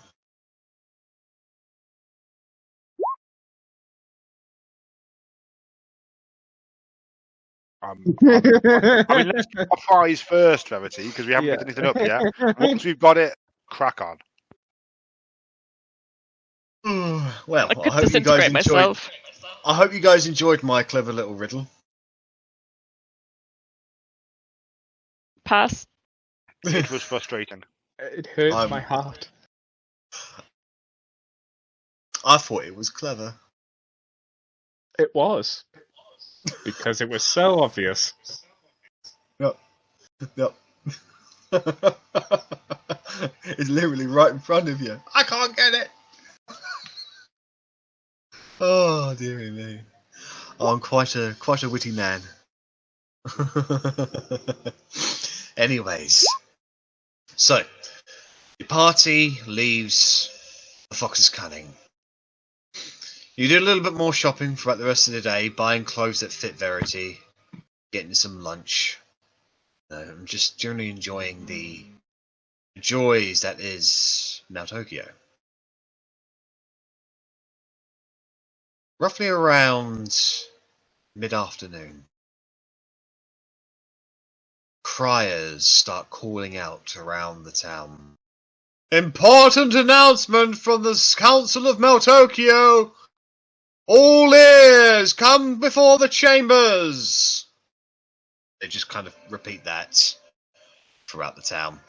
A lot of people show interest and a crowd begins to gather in front of, start making their way towards the council chambers and the plaza out front of it, like the Palm Leaf Plaza. Other people are just more like, it's probably more taxes, we don't want to know about that sort of thing. What did you guys like to do? They're probably not wrong. Yeah, probably going to be a couple more taxes. War tends to mean taxes. I'm gonna just the party. Like, shall we go find out? I assume this is probably what we've been waiting for. I'm going to move all of me to the council chambers, not just my ears. I know that's what they asked for, but that just seems weird. Jesus Christ. I'm being shouted at, guys. Gee, I wonder why. So the party makes their way over towards the Palm Leaf Plaza and the council chambers. It's not too long before you guys get recognised, mainly by the guards. So they kind of like part the crowd open for you a little bit, and they just kind of like, you're expected. Come with us, please. And in we go. So they escort you inside the council chambers.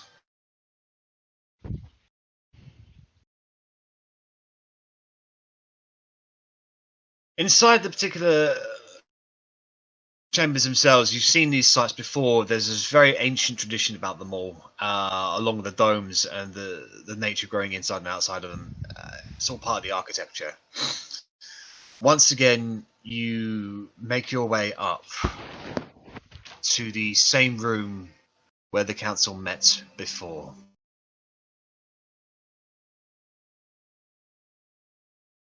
The guards open the doors for you, and you can see the full recess in there. Every single councillor is once again there, and they are all whispering amongst themselves. You can see Lady Fisero, Lord Talasan, and Lord Camber, front row centre, at the very kind of centre of the ring. They are in discussion with their aides as well. Your entrance doesn't stop them from talking. Like, it's kind of like they just kind of expected you to be there, and now that you're there, it's just a thing, really. That, like, you're not. I wouldn't say you guys are the guest of honours. It was more like, now that you're here, people can get on with it, sort of thing.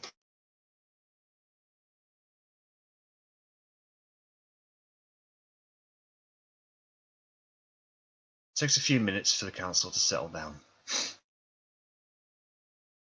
And eventually the speaker, who you recognise proceeded over the testimonies that you gave previously, stands up. He says to the rest of you, to the entire crowd, "Lords and ladies of the Maltokian Council, our deepest gratitude for you to return to us today. Several days ago, we heard testimony from the individuals known as the Guardians of the Forgotten, and with the personal testimony of Grandmaster Suwampati, we heard their allegations and their accusations of the capital city doing perverse and evil things. Lady Fisero, Lord Talasan, and Lord Camber, as the three chief representatives of this council, have you reached a verdict on your stances?" Lord Talasan steps up.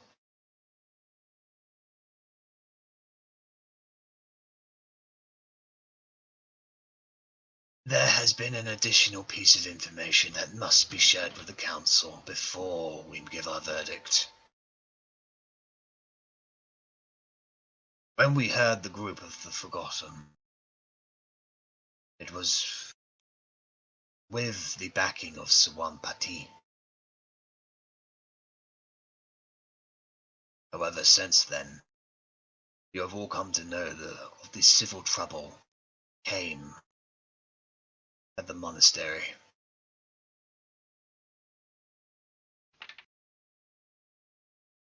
There was an attempted coup de grace amongst our own first master. Suwampati, beacon of hope for Maltokio, war hero, is dead."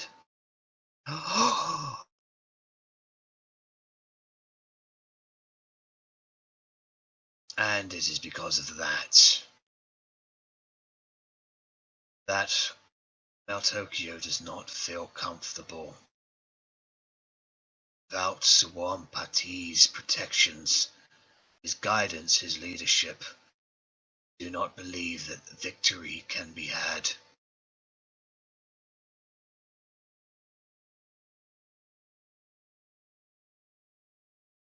With all due respect, members of the council, that's a load of bollocks. Hear, hear! It was not Silence. Suwampati that single-handedly won the war against Argoneth the first time. With his contribution, was it easier?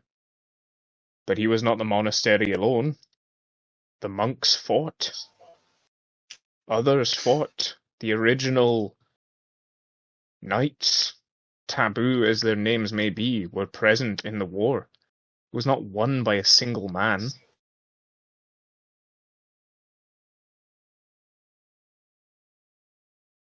It was we that stood by Suampati's side against the usurper Vihan Adira and his freed pet dragon, Yaris the Chained.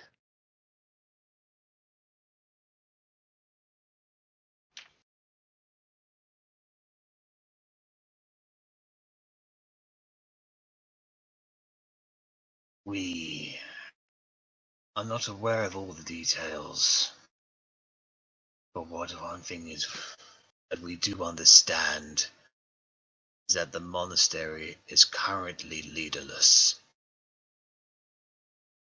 The monastery has a leader. Brahm's right hand has already been promoted to Grand Master. Vihan has been slayed, apparently. Vihan was no longer the first master. He was removed as first master before this incident. River on Mountain has taken the position of Grand Master. With the full support of the other masters in the monastery. And who is River on Mountain? The doors slam open, and you see River on Mountain standing there, but now she is draped in much more ceremonial robes. I am Queen. This is a closed session. As Grand Master, I have the right of a seat on the council. I am exercising that right. Lady Viserys says, "Dear, I'm so sorry, but none of us know you. We do not recognize your authority in this matter." If the Grand Master of the monastery has a place on the council, and she is the Grand Master of the monastery, you don't need to recognize her. She has a place on the council. These are your traditions. I am merely quoting them to you. The speaker speaks up and says, "The Taunter of Fate speaks correctly. River on Mountain is the newly appointed Grand Master, and as such she has equal rights and say in this matter." Thank you.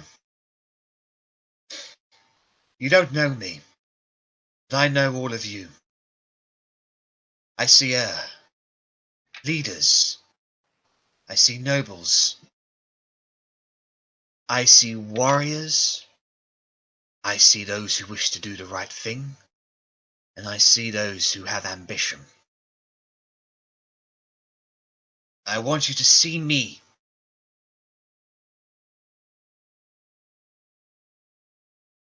I am everything Suwon is, will be, and more. Because I don't do it by myself. I have my friends to help me. Together, we stopped the greatest tragedy that has ever befallen the August Monastery. And we will do so again. Only this time, it will be against the entire world. We will not stand by and let the king destroy our country and our people for his mad ambitions.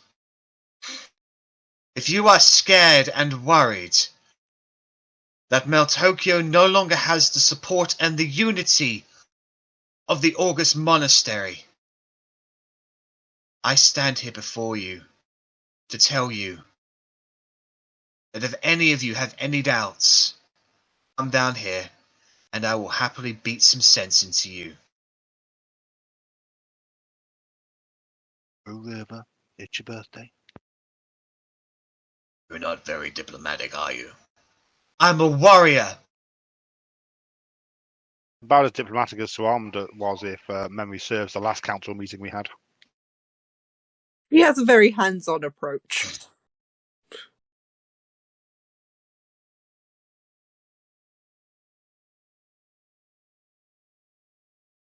There is a sense of anxiety in the chamber that is slowly but steadily beginning to lift. seeing River on Mountain headstrong, backed by you guys, any fears that they have seem to be abating.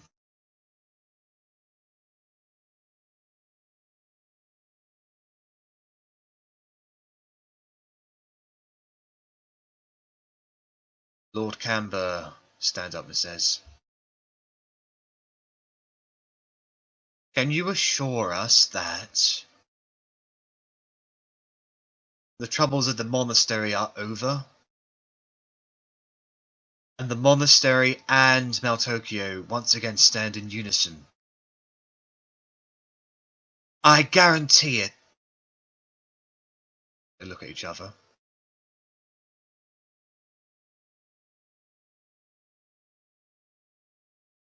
Lady Viserys says, "Well then, I think we've made our decision."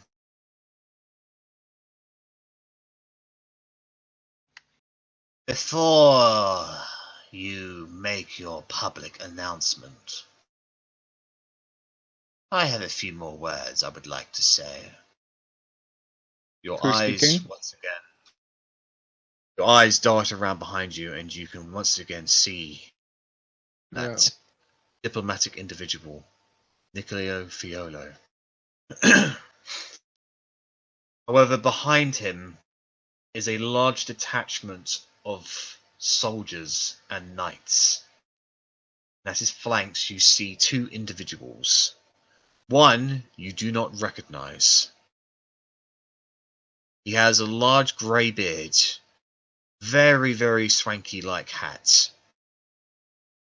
carries a staff, and for all intents and purposes, you could consider him to be a holy man. The other individual behind him is someone you do recognize, someone you saw very briefly in the Battle of the Menagerie. A red tiefling, large Jesus. horns, large waving cloak, similar to the cloak that you almost just got from the Fox's Cunning. You see the Royal Arcanist knowledge.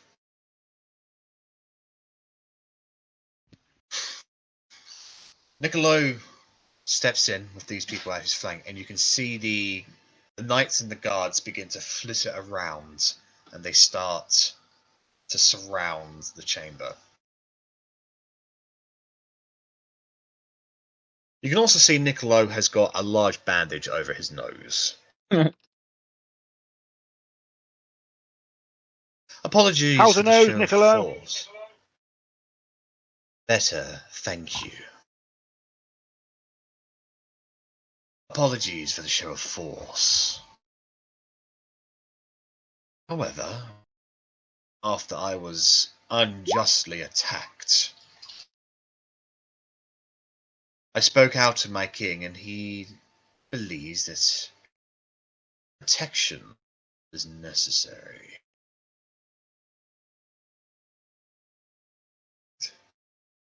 And once again, the group that you seem to be throwing yourselves behind is once again acting out like a bunch of children.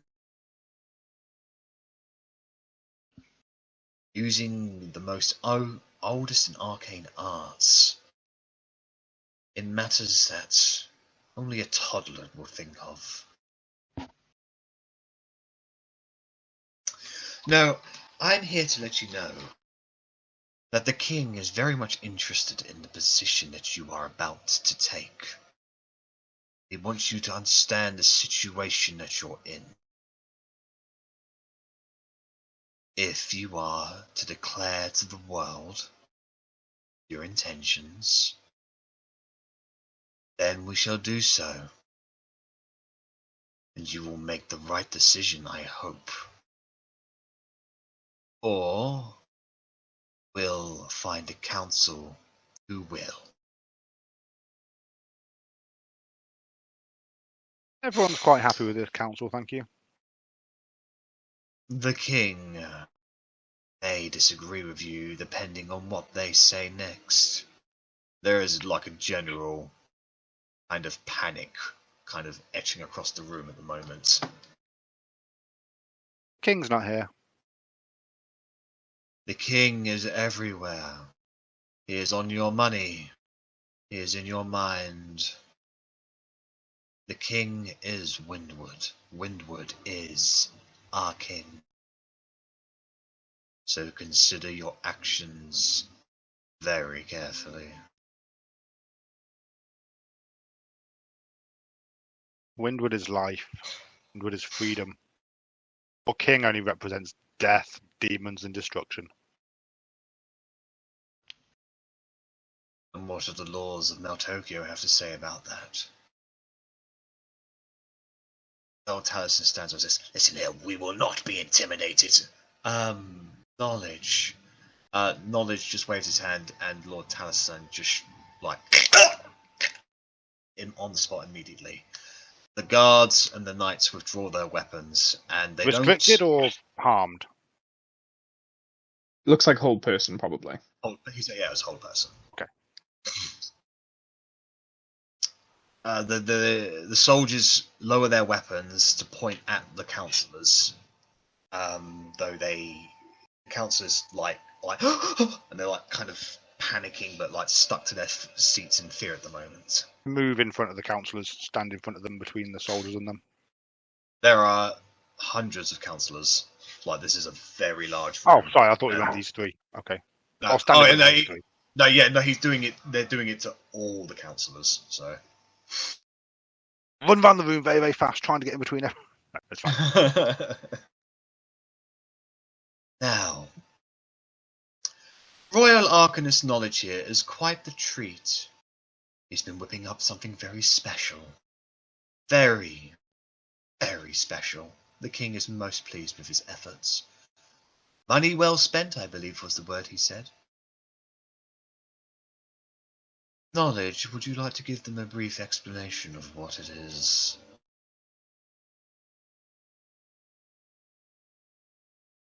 He looks at you. Knowledge actually looks at you, Korgrin. Someone we know has been very helpful in my endeavors to understanding the secrets of the multiverse.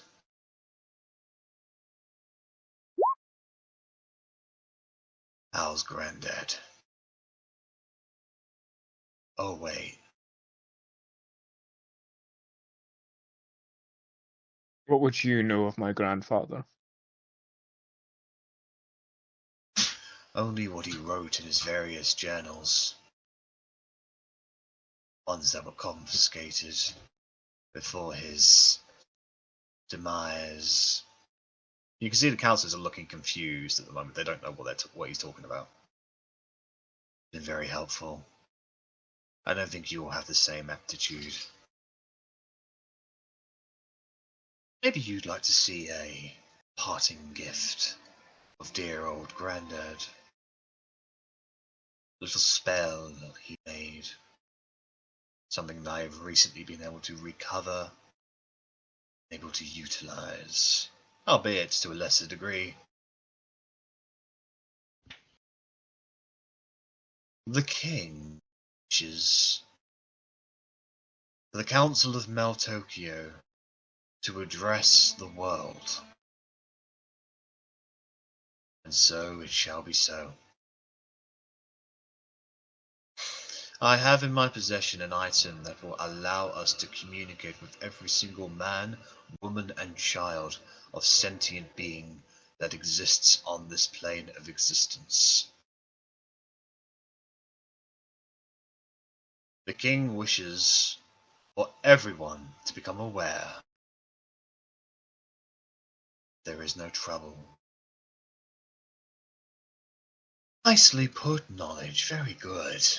Yes, the king would like to be reassuring his people that there will be no revolution, no rebellion. Everyone is happy, everyone is content, and that these traitors here will be arrested and executed for their crimes of high treason.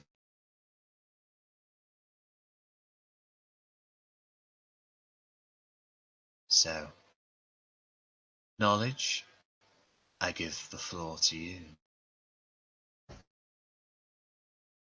Knowledge pulls out this scroll, and it looks dusty.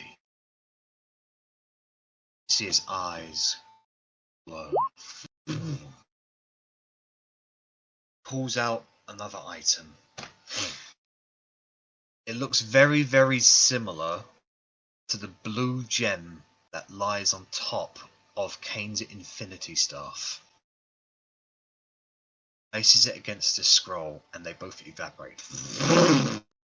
And you can see this bluish light sphere across the entire council chamber.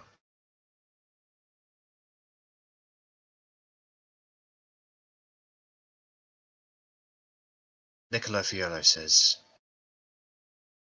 "Ladies and gentlemen, boys and girls of Windward, this message is being brought to you by King Turiel, who wishes to assure you that the troubles and the woes that you have been experiencing I are dispel it. being addressed." Make a charisma check, please. This will be a very high DC. I might use my Tides of Chaos, so don't tell me the result after I roll it. Okay.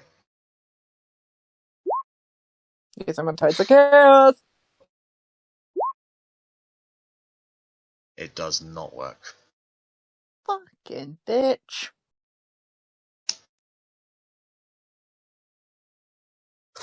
Niccolo continues with a smirk and says, "There have been recent talks and rumours of civil unrest happening within our country. This message is brought to you to ensure you that such a thing is not happening, and that the perpetrators of these foul rumours have been brought to justice." I really want to shoot him in the head. I want to laugh really, really loudly, laughing at the fact that he thinks that a room full of guards has brought us to justice. From all of your perspectives, it's like you're in two minds at the moment. You can see everything, you can hear everything that's happening as you would, but you can also see it and hear it as if it was in your mind as well, from a bird's eye view. It's like when I Kind don't of a- mute Ellie's mic. It's horrible. Like a double vision sort of thing. It's a little off-putting, but like it doesn't affect you too much.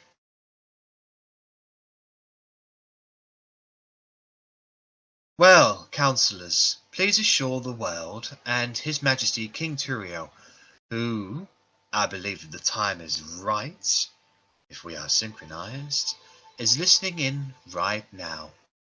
Tell them.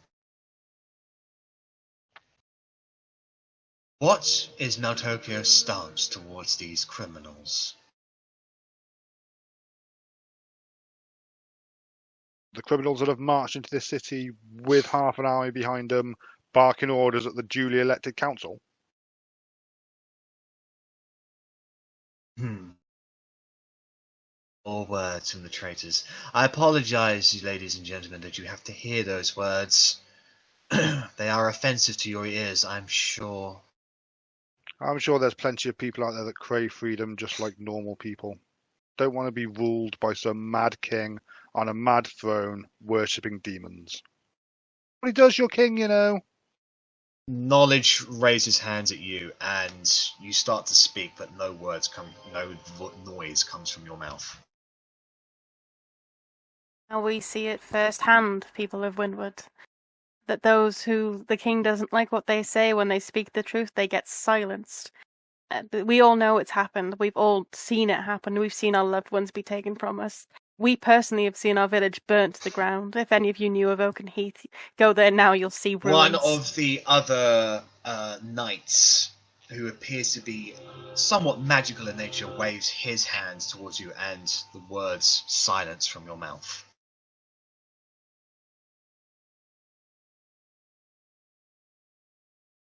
Any more outbursts from traitors? I'm waiting to see what the council members say, if they're going to speak. Or if they're waiting for us to... No, they are considering their options at the moment. Like, they are... those three particularly are not in any danger. Mhm. Well, they are in danger, but they're not on the outskirts where the rest of the guards and the knights are.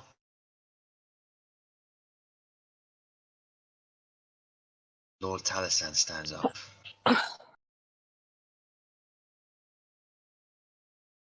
I can't think of anything. Let it be known that this council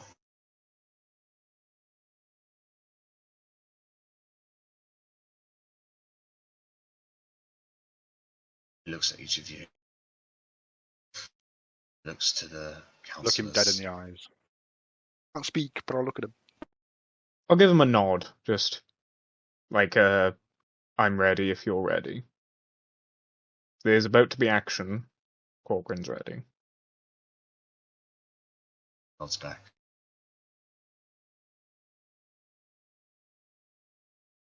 Korgrin, you would notice with your passive perception that Riveron Mountain is currently doing something with her hands that you have come to recognize as she is sending a message to someone using her monk ways.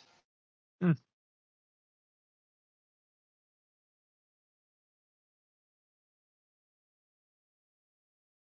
The Council of Mel Tokyo will not be intimidated by the king, who uses his own people as sacrifices to make demons, who intends to bring war on this world for his own power.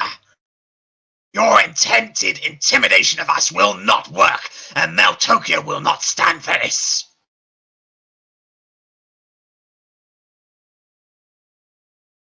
Hello. Looks disappointed. He says, very well. Knowledge, you may turn it off. What? You may turn the spell off. It doesn't work like that. What? You said they would submit. It lasts for 10 minutes.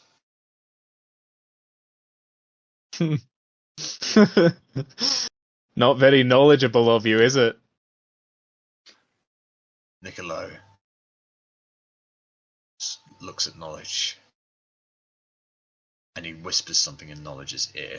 Would anybody like to make a perception check to try and see what he's saying? Yep. Yeah. This is But guidance. also, I'm going to be shouting out, "Oh my god, Niccolo, stop making out with Knowledge! That's so unprofessional!" A 30 for perception. Okay, right. Korgrin. Niccolo is frantically whispering into Knowledge's ear. You don't understand. If we don't handle the situation, Everything both of our that heads. everything that Niccolo says, I just say it louder. Niccolo is saying blah blah blah blah blah. And I use Thaumaturgy to make Korgrin's voice louder. Yep. Our heads are going to be on a pike, Knowledge, if we don't deal with this right now. Our heads are going to be on a pike, Knowledge, if we don't deal with this right now. He tries to be even quieter. We have our orders. We have our orders. Oh my god, Niccolo, put your clothes back on! Why would you dance in the hall naked? Jeez, some professionalism, sir! Knowledge looks at Niccolo and says, we tried it your way. It didn't work. If this is how it's to be, then the king has another message for the people. Feel though.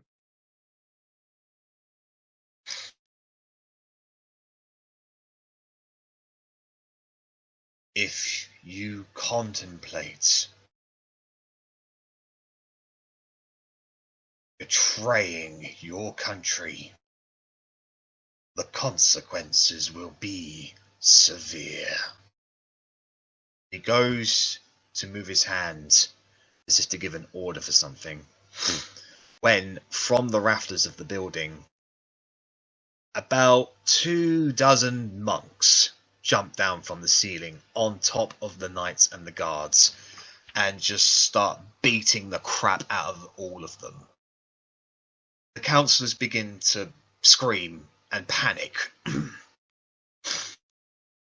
Riveron Mountain immediately moves into action and basically just starts directing the councillors away to a side of the room. As Niccolo Fiona is looking around like panicked, knowledge is going, "Ugh! Damn it! I've had enough of this! Kill them all!" And before he can even do anything, like Riveron Mountain is on him, punches him square in the face, and looks like he's been stunned on that point. Oh! River then looks at all of you and says, "His spell's still working. Declare it to the world. What are you going to say to them?"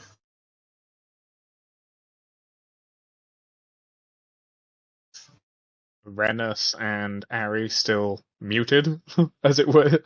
No. With With him being stunned, that is gone. Hey! You can speak now. Hey. Vive la resistance!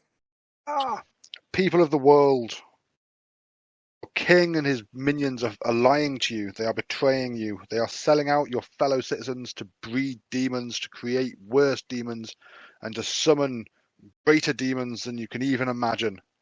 King is not a good person. While Tokyo has stood with us today and together we can turn the tide against Windward and his corrupt ways.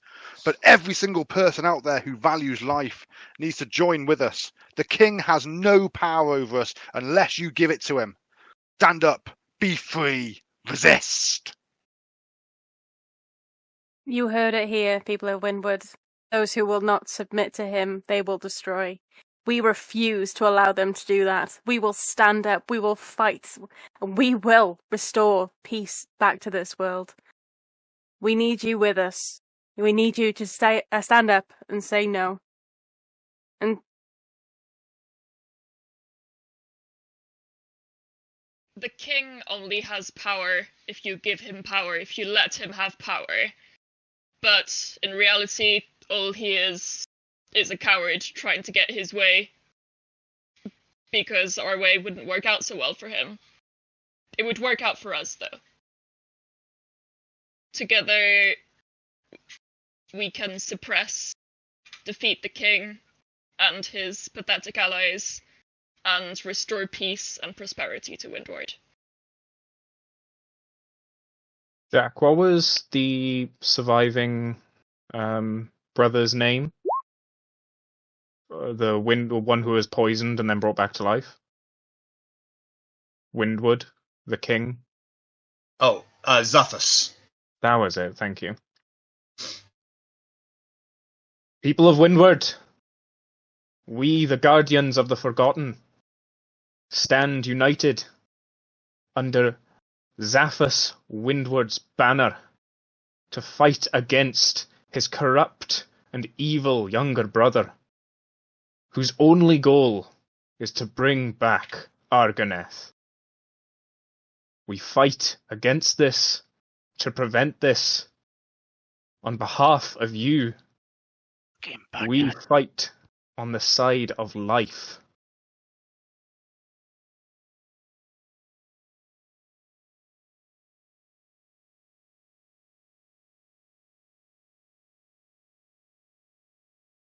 Verity, Verity.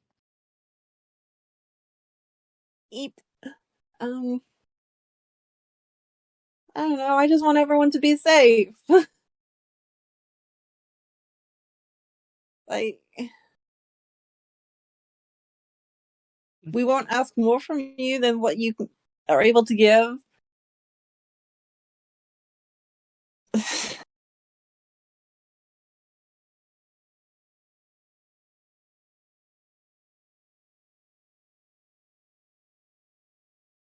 I'll do my best. That's all we can do. The king will answer for his crimes. Otti, Otti, Otti. A wise man once told me that he had faith in me and he had faith in my decisions. And I have faith in all of your decisions that you will understand the truth is being said here. We don't want to see you hurt. We don't want to see you in trouble. We don't want to see you part of demons.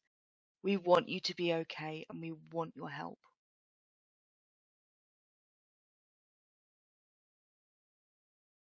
That is what brave beards do. They protect everyone.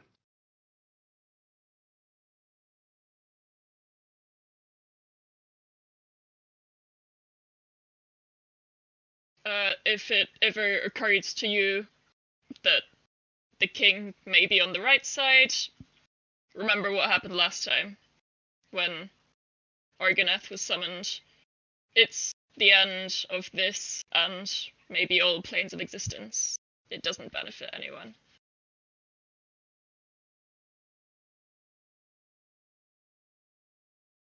So bless you. Getting Verity's little bless you. Nice. Okay. Terry, I'll All in the one penny go. land on that Job one done. with you, Zach. I just like. On everyone. Yep. It's So Teriel, We cannot fail now. Teriel Windward, Edgar Talion, and all of your little cronies. We fight on the side of life, and we will win. You will be destroyed.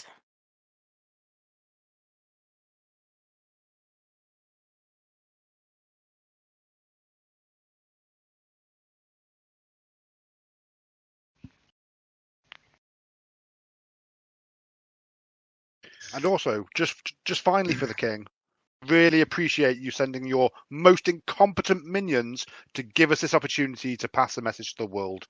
Thank you very much. Oh, Edgar, if you just so happen to be like standing near a ledge looking out like some emo, could you just jump? Just do it. Just to end yourself for us all. That would be really handy. Just feel there's going to be a mass suicide across the world of anyone called Edgar. That's like, Yeah, everyone who's named after Edgar, the great hero of Windward, etc. Like, sorry, little Edgar, shove off the fucking third-story roof. harsh. Mummy, why don't you not like me?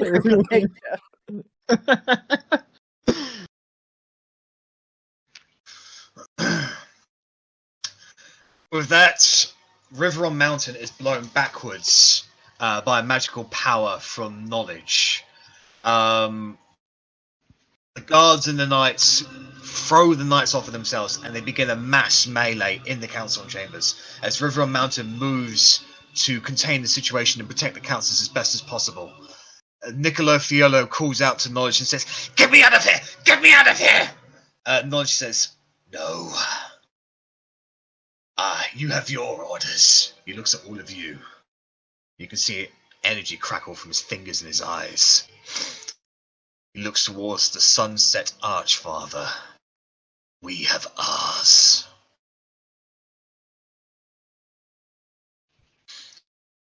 Can I get initiative, please? I was hoping this wouldn't happen.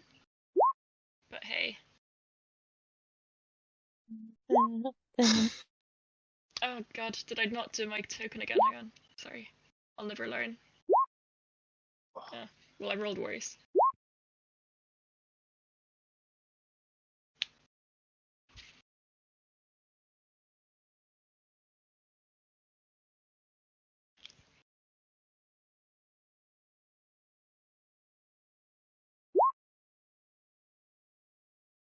It sucks when the rogue goes first. Fine, you can hold action and you can get your advantage that way. Unless you've never considered that before. I have. I'm Okay. not a big fan of holding actions. It just feels cheap. I mean, you do one thing a turn, so you've got to make it count where you can.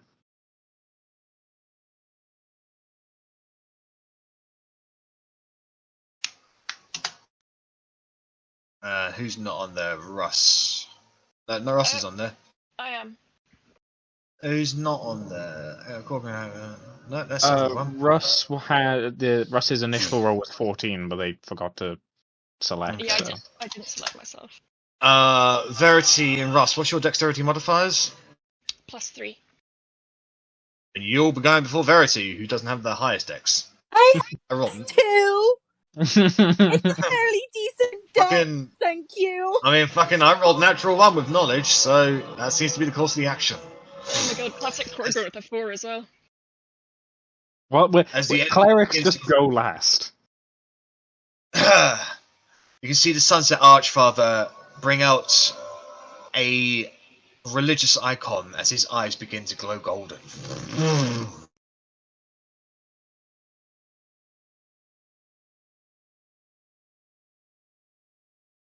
Rennas, you're up first.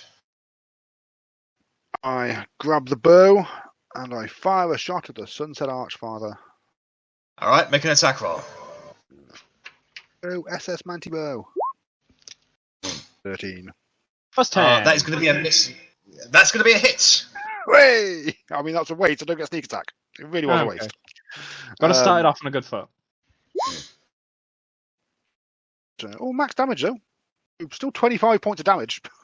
Nice. But, so you fire towards him. You see him bring up kind of a holy divine aura. However, Korgrin's divine aura breaks that barrier away and hits him square in the shot. Cool! Yeah, he takes a step back. He got hurt from that.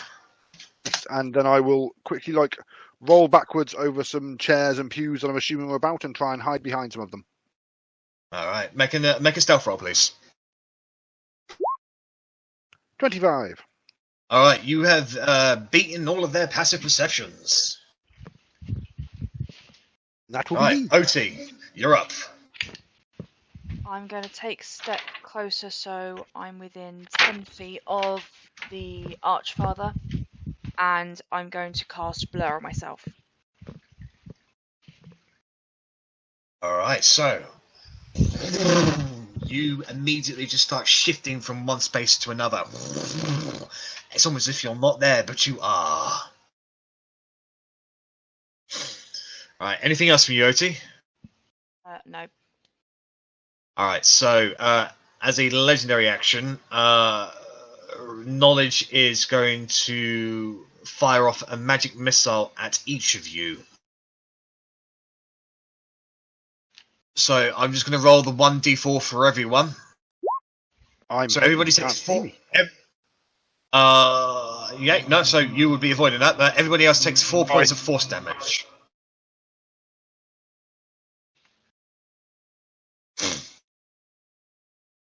Otti, is Blur a concentration? It is, it's 10. You just make the save. Alright, Arrabella, you're up. I am going to get out the old squib and I'm going to shoot Knowledge with a grasping arrow. Okie dokie. There you are. Yeah. Do. Big old sheet. Oh, that'll hit him. Cool. So I'm going to do that one. So it does the damage, and he needs to... When this arrow strikes a target, poisonous branches, brambled. Creature hit by the arrow takes an extra 2d6 poison damage, and its speed is reduced by 10 feet. If it does move without doing the strength check, it has to take an extra 2d6. And is he just instantly restrained? Instantly, well, yeah. It's not so much restrained, it's just if he does move, he has to take an extra 2d6 damage for every foot. Well, only once, but yeah. Okey-dokey. So that's the poison damage. Then I'm going to bonus action check a Hunter's Mark on him, because why not? Alrighty then. Are they within 5 feet of each other? They're... Yes, they are. The Sunset Archfather wants to be close to Knowledge. Okay, then I'm going to do a normal shot against the Archfather with my Horde Breaker. Okay. That's a hit against him. Over 12 points of damage. And So then yeah, just back following on. up from Rennas. Just as soon as like he takes that step backwards, he gets shot with another. Oh! Protect me, my lord! Then my second shot will just be against knowledge with the d6. Does 21 hit? 21 will hit, but he's gonna use his reaction to bring up shield. Yeah, that's fine. I assume that'll probably negate any damage then. I'm just gonna roll just because it's fun for me. Which is a shame because now I know I would have done 20 damage in that hit. But hey ho, that's me. All right, so it's the Sunset Archfather's turn. Okay. So he is going to.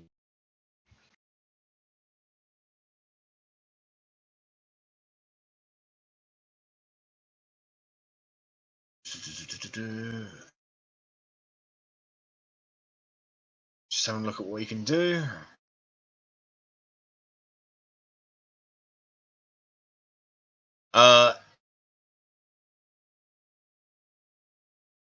Arrabella, can you make a Constitution saving throw, please, as he casts a spell at you? Counter spell? What level? Level. Hold on. Level 4. Be spicy. Okay, go ahead and make a spell casting check, please. What's that? D20. It'll be your charisma. Basically, a charisma check. Yeah, Okay. I don't know if counterspell includes proficiency. I don't think it does. I don't think it's just a spell casting check. Okay. What do I have to beat? 16. Yeah, I thought it was that spell. So he goes to cast something. However, you counterspell him. I'm gonna guess that was gonna be harm. It was harm, yeah. Yep. I don't know. Let's fucking dance, knowledge! Bitch! As a bonus action, he is going to cast Healing Word on himself.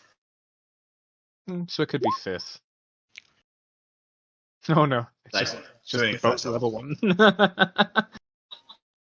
Well, burn him out, otherwise he's not going to use him, is he? Yeah.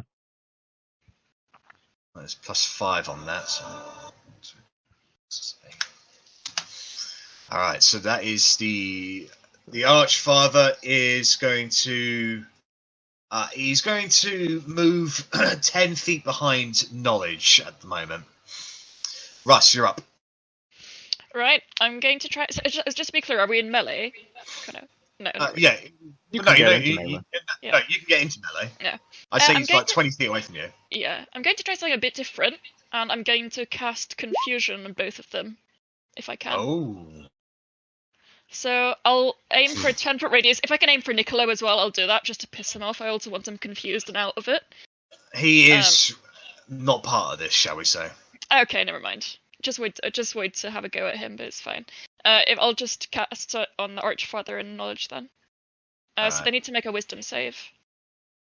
So he Knowledge has magic resistance, so he's got advantage on this. 24. Yeah, that makes it. Sunset Archfather does not have advantage, but he does have a +5 to this. Sorry, no, he's proficient in this. So no, it's fucking plus 10. +9 to this. Haha. Yeah. Oh no, that's 22. +9. Sorry. Yeah, 22. I thought that was total. Yeah. Well. So, yeah. That's fine. That didn't work then. So you tried to cast a spell, however they resist the effects. Yeah. Bonus action, I will curse maybe the Archfather. Okay. So Hexblade's curse, right? Hexblade's curse, yes. Do you want me to post it in the chat again? No, I know what it is. Alright. Okay, so that is Russ's turn. Verity, you're up.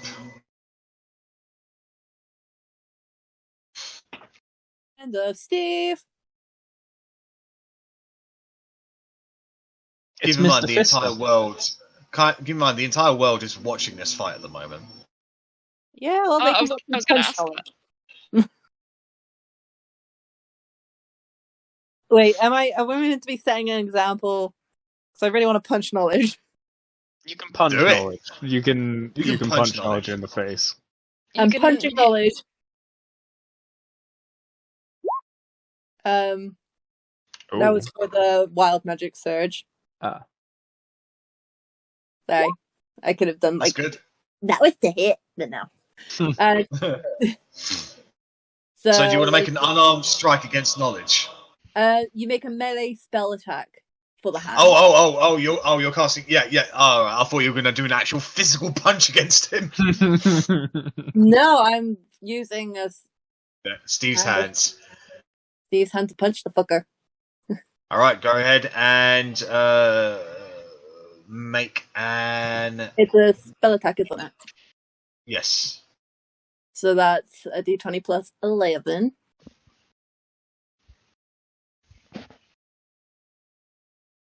Roll. Oh, sorry. Oh no. So he sees the hand coming towards him, and he just Yes. I'm going to use my lucky roll. Okay. 30. Jesus. That fucking hits him. I forgot that I had that for a second. It is new. Oh, I'm way too happy about that. So that's like 4d8 force damage, right? Yes. Double checking.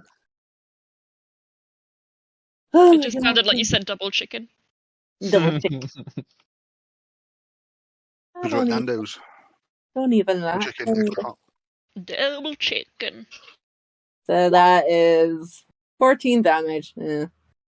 Okay. So as the hand just punches knowledge in the face, you see a bit of black blood spurt out of his nose as he takes a few steps backwards. You get the feeling, however, that there is something about maybe something he has on his person, or just something about him that just make him resistant to that type of damage. Okay. And then as a bonus action.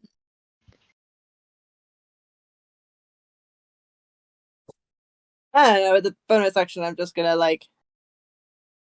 over the hand. I'm not gonna flip the bird because kids are watching and that's rude. And I'm just gonna very way as far as I can.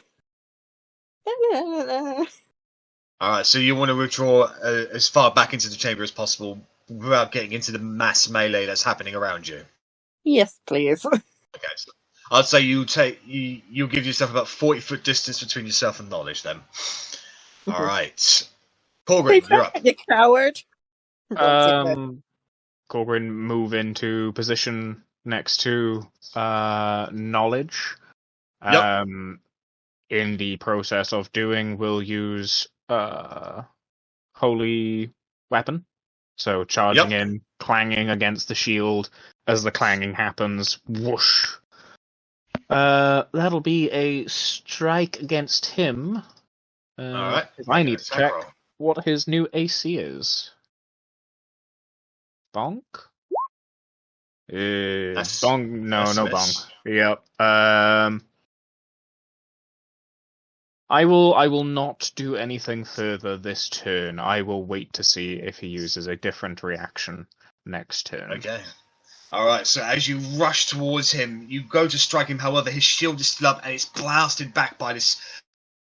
I want to say it's made of red electricity. This shield. Alright, so that's Korgrin's turn, so it is Knowledge's turn, so.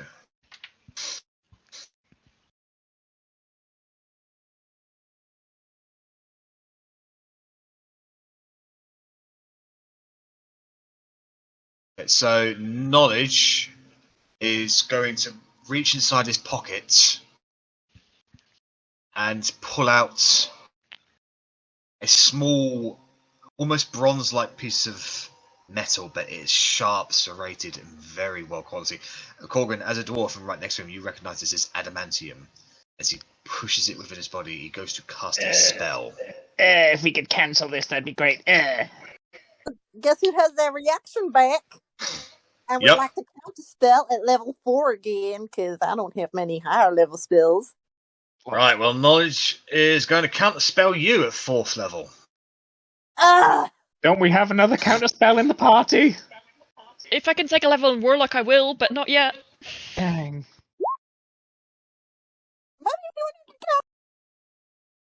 So, knowledge's body immediately becomes like diamond-like in structure. And he looks towards you, Korgrin, just goes, right there.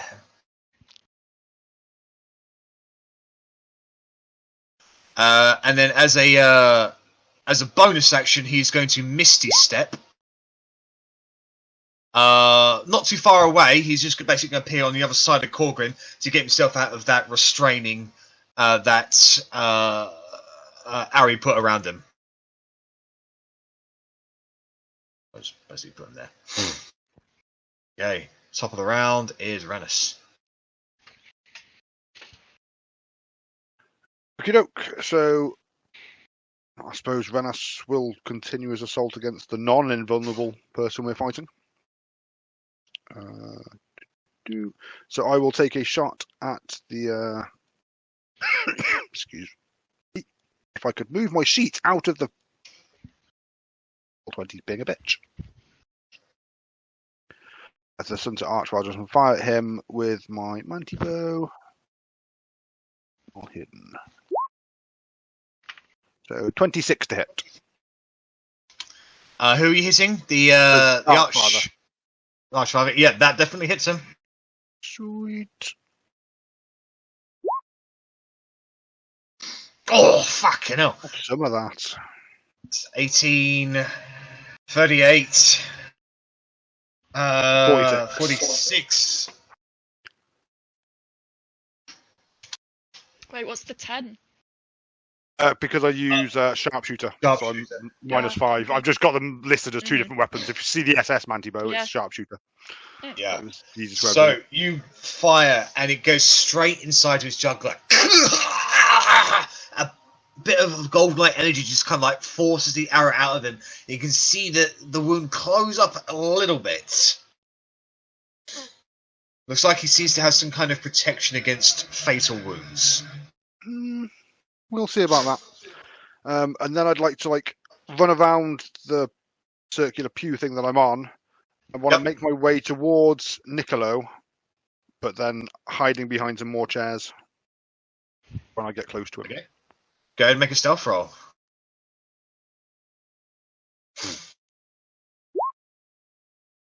And that's, you've hidden. I rolled higher than a 10, guys. It's so exciting. Alright, so at the end of your turn, Knowledge is going to do another legendary action. Magic Missile shoots out and hits everybody, except Rennas. You all take 5 points of force damage. For those who need to do it, make Constitution saving throws, please. Otti, you're good. Verity, you're good. And Korgrin, you're good. Arri, you're good. Right, Verity... Steve's hands. Excellent. Yeah, everyone's good. All right, Otti, you're up. Can I see something on knowledge that he is using as a spell focus, or where his magic is coming from? Make an insight check. Insight. Nat 20. Ooh, nice, Queen. Those horns that he has on him, they're imbued with magical insignias and like indentations, ornaments. His horns are his magical focus. Look, he's self-mutilated his horns to the point where they are considered an actual item. Would you say that was a bonus action to do that? Yes. I would like to stand in front of Knowledge. So you rush up towards Knowledge, yep. Yep. And I would like to try and cut some of his horn off. Okay, make an attack roll. I'm aiming for his horn, trying to just slice a little bit off it. Righto.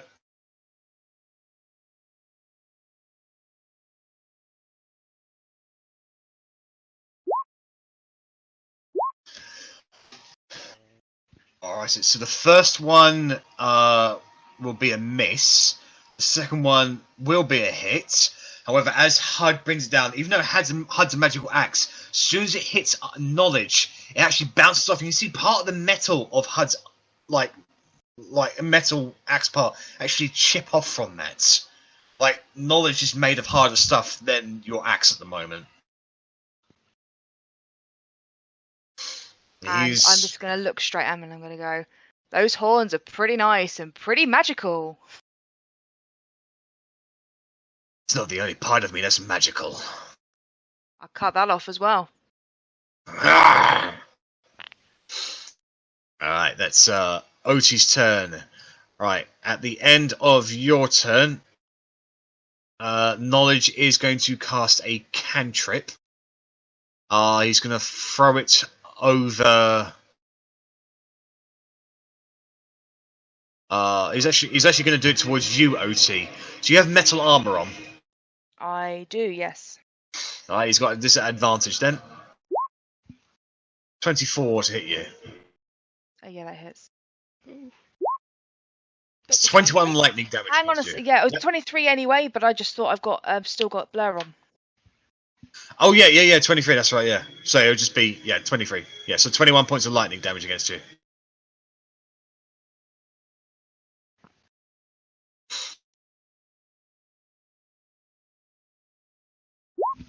And can you make a Constitution saving throw as well, please? Yes, 20. Yeah, you're good. You're good. So you do not have reactions until the start of your next turn, just so you know. Okay. All right. Sorry, it's Arabella's turn. I just skipped you accidentally. So, having seen Knowledge kind of change appearance and then see what he does to Herd, I'll be like, shit. I'll bonus action move my Hunter's Mark to Archfather. Okay. And I will do what I can against Archfather, because I know I saw him come back to life, but I'm hoping whatever he's got is limited. It looks like he's got regenerative qualities. So the only thing I know with regenerative qualities is the undead when they have to be killed by radiant damage. It's the only thing you know about, yeah. Yeah, that's the thing. That's the only thing that Arri has seen is something that can come back as undead. Yeah. I'm still going to hit him with the squib. He can actually be hit, so... Yeah, that's a hit against him.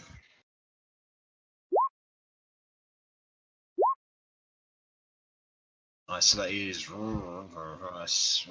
18 points of damage against him.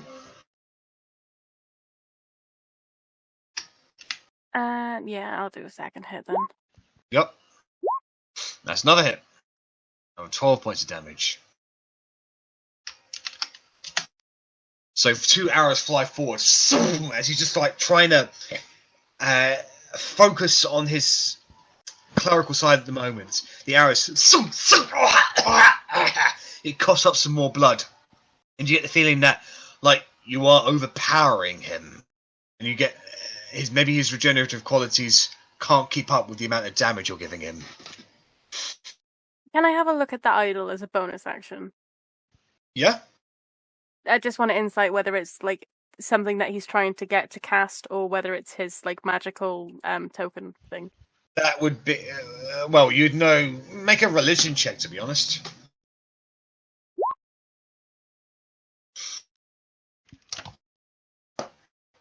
Oh, very good. Yeah, that is the symbol of his deity. Where is it?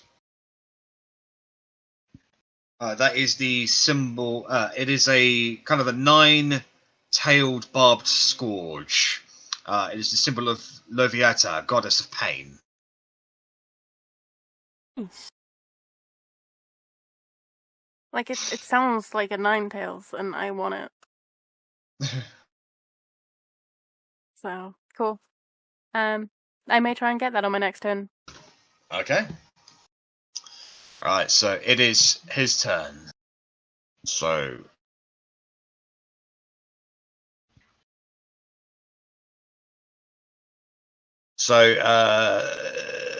the Sunset Archfather is going to cast a spell on himself.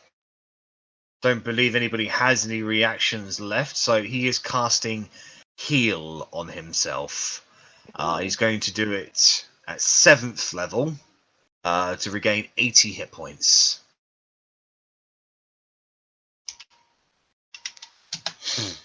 So you can just see him just being washed over with his magical energies, and the worst wounds he's had immediately evaporate into himself. He's almost completely healthy again.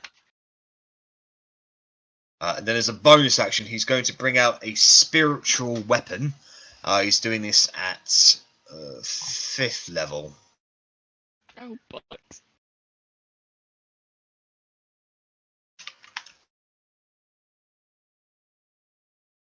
So 3rd. So it's 1d8, 2d8, 3d8, 4d8.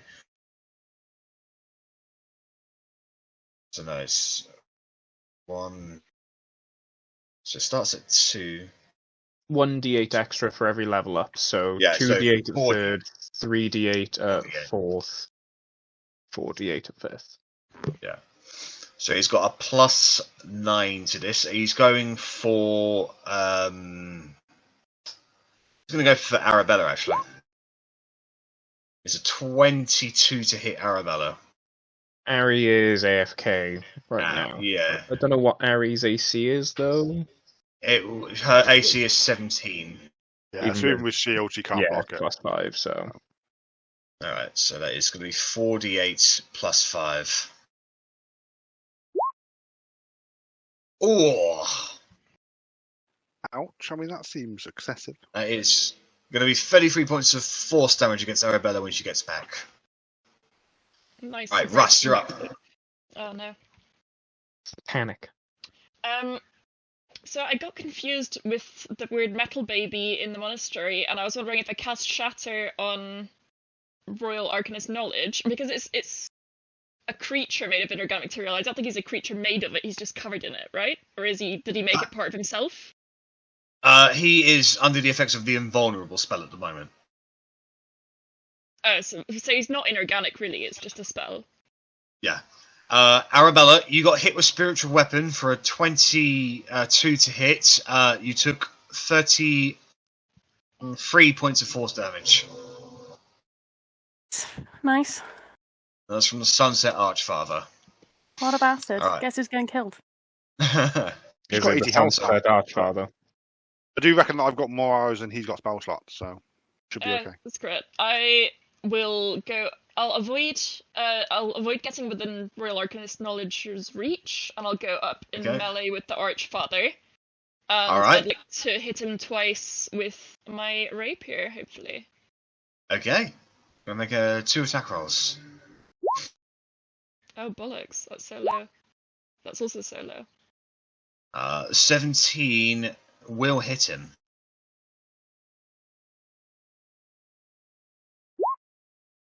And he takes +5 because of the Hexblade's curse. That's right. 1, 2, 3, 4, 5. So that's 14 points of damage against him. So you rush up to him and just pierce him into his hip. He's not particularly happy about that. Actually, I want to see. I can use a Blade's Flourish. I just have forgotten what they all are. Yeah, I'll do that thing where it causes 8 points of damage to everyone that's within however feet of it. Hang on. Sorry, I need to. Oh my god, there's so many. You'll have to show me exactly what that is, because that could affect other people. Slashing Flourish. Within It's 5 not within- feet of you. it's not within- There's no, no never one mind. with. No. I'll do Defensive Flourish then, where it gives me the number to my AC as well as causing extra damage to him. Okay, no worries. So let's roll 1d10. Alright, so an impressive display. Oh, mate. So an almost impressive display of swordplay from Russ. Right, at the end of your turn, Knowledge is going to use his last legendary action to cast a cantrip. He's going to throw a firebolt over at you, Russ. But if we're in melee, is it not a disadvantage?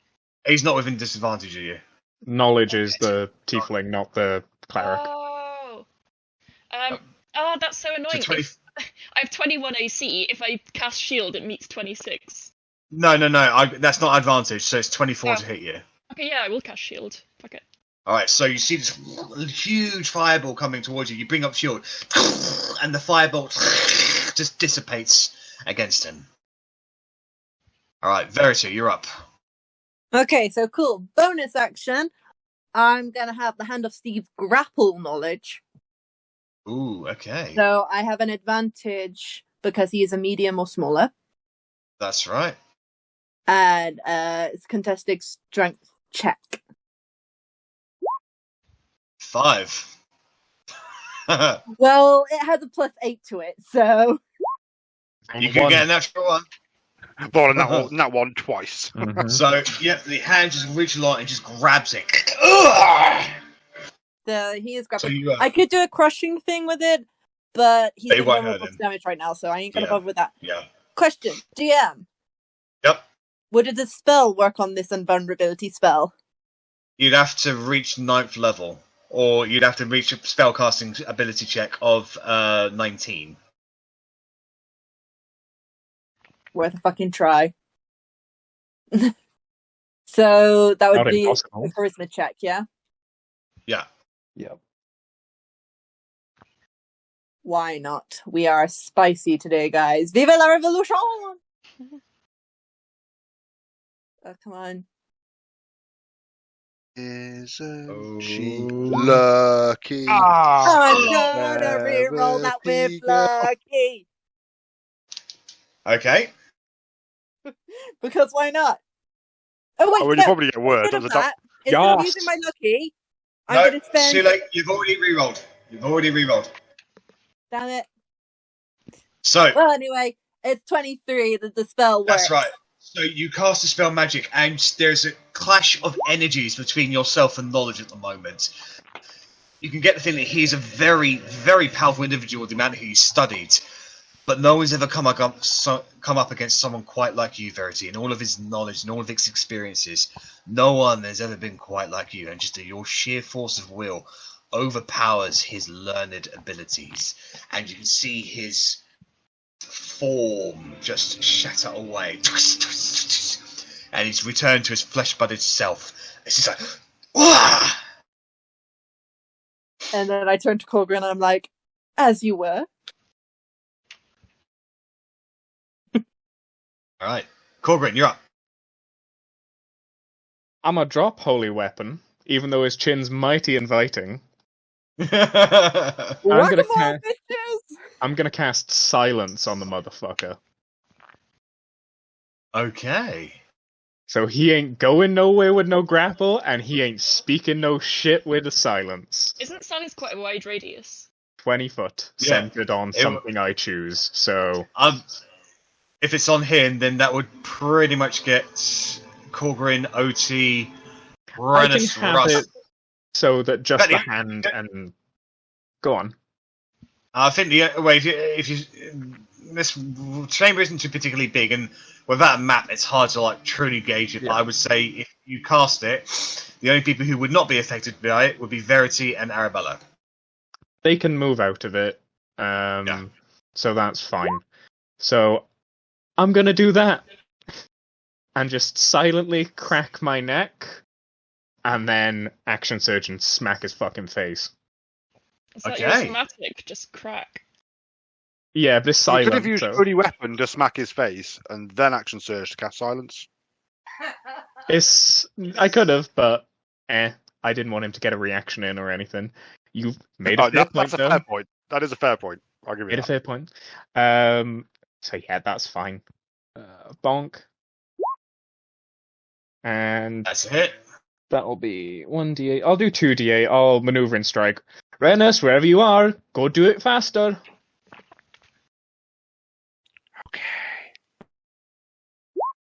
And we will bonus action, more priest feature. Okay. Bonk. 17, probably not. 17 is going to be a miss against him. That's fair. I get another bonus action, don't I, from Action Surge? So yes, you I do. will. I will priest feature again. Fuck it.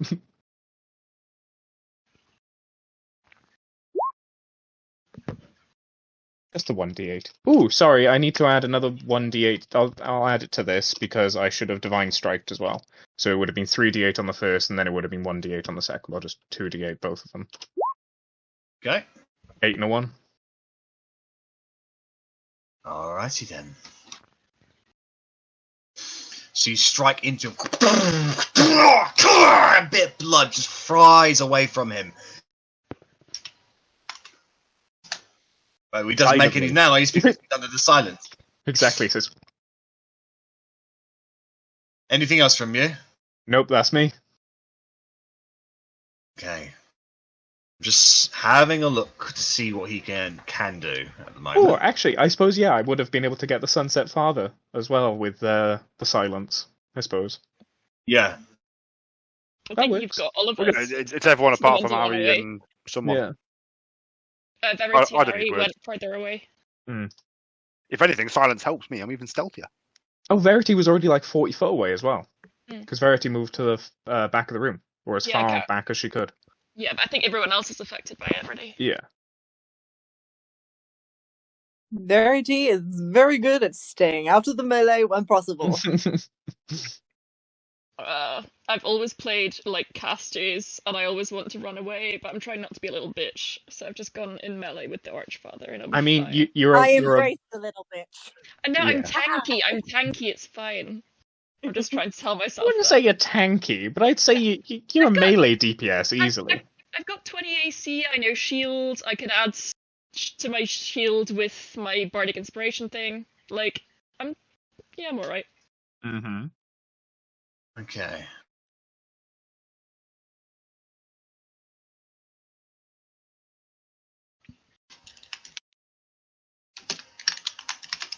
Right, so he's got a few things you can still do.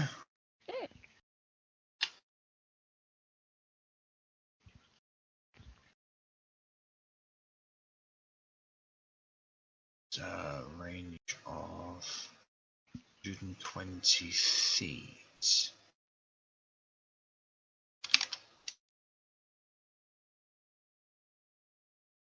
So he's broken his concentration on that. Alright, so I want everybody to make a wisdom saving throw, please.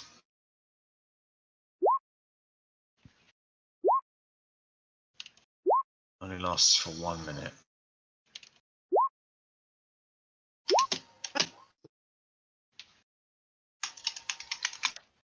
Slippery mind for the win! Nice. I'm going to use Indomitable to try and recreate that. Okay. It's worse! Even worse. Oh no. We love Indomitable. Okay, so overhead, all of you can see this huge, shadowy red dragon appear.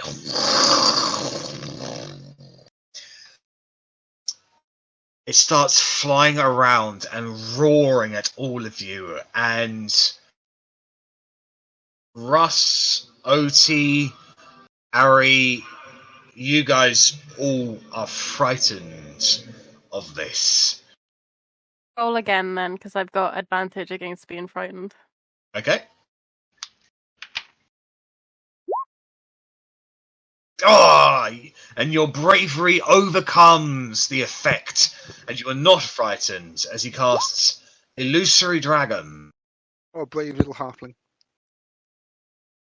So as a bonus action, what he is going to do is he is going to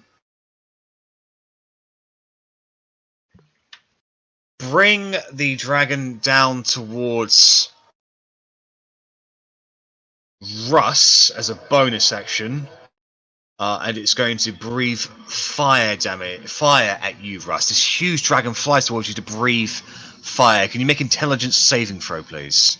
Oh, how cruel! That's an interesting spell. Oh man, me and my saving throws. So that is a fail. So whilst you don't get burned, you believe you are being burned. So you take 21 points of psychic damage.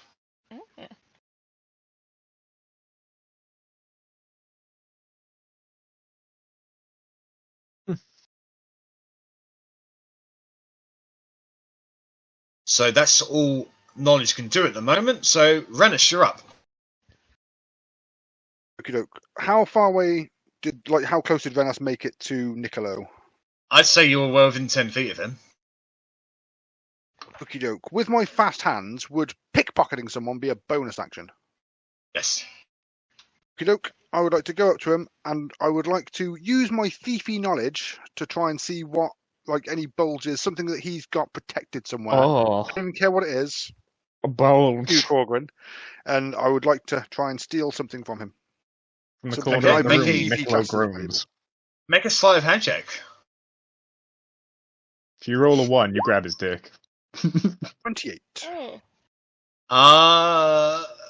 He has got the most useful thing he has on him, to be honest, is a bag of gold. It's not so much useful or valuable. I want something personal to him. He would have a ring. As in like a small signet ring. Will on his do. I left will finger. slide that right off his finger. He's just so panicked over the combat that's happening right now, he doesn't even notice. I will pop that in my pocket, and then I will shoot the restrained, grappled Royal Arcanist. Okay, make an attack roll at advantage. Making everyone scared. 28. That is a hit against him. Roll damage. Well, 19. That's a 28. Oh, yes, triple advantage, isn't it, though? Yeah. Yeah. That's nice. Look at all them. I'll say all 2. 49. Yeah. So straight into his back. It doesn't make any noise, but you can Stop turning see invulnerable. Yeah. He needs to make a Constitution saving throw. And beat. Jesus. What? 21. Yeah. 49. Was it 49? 24. Yeah. If it's 49. So 24. He's got to beat. Which I have no idea what his and that's as a fail. Yeah, he's not particularly healthy. He doesn't like to use the he uses concentration spells, but only when they're broken, sort of thing. So getting rid of his invulnerability, she screws up his tactic a lot. Good. So hang on, does that get rid of the dragon? Yeah, it does. Mm. So at the end of your turn, he's going to use a legendary action. He's not casting a spell, it's just a thing that magic missile just fires out from him. So it doesn't require any material somatic components or anything like that. It's just it's a trait, basically. Well, unfortunately, I'm not hidden, so I'm actually vulnerable this time. Yes. So everybody will be taking 2 points of force damage. I will uncanny dodge that just to take the piss. 1, you fuck. I think we all aspire to be Rennas. I mean, if Right, I had a Verity. uncanny dodge, I would. Can I have con save from Verity? Yeah, you're good. And Arrabella as well. Oh, no. Your hunter's mark fails. Oh no. Oh, no. Oh no, my first level spell. All I right, can only Otti. cast person second. Otti, you're up. I'm going to try and maneuver myself underneath the hand of Steve, and so I'm sitting on his legs, and I'll put his hands behind his back, and I'm going to try and tie his hands up. With rope? I've got ropes. You can't because he's just like his body is like I don't know. It's like you know what? All right, yeah, you can go ahead and try and tie his hands up. Go ahead and make an opposed athletics check.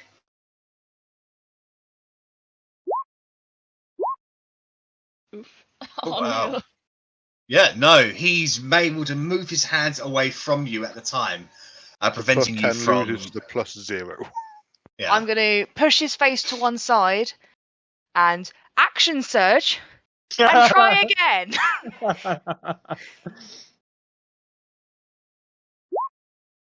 Natural 1. Bonus! Right, rolls. You tie his hands together. And I stand up with one foot on his leg. Okay. Now, no verbal, no semantic. You can just do... What's the other one? There was another one. Material. Yeah, but you can't get to the materials. Fuck you!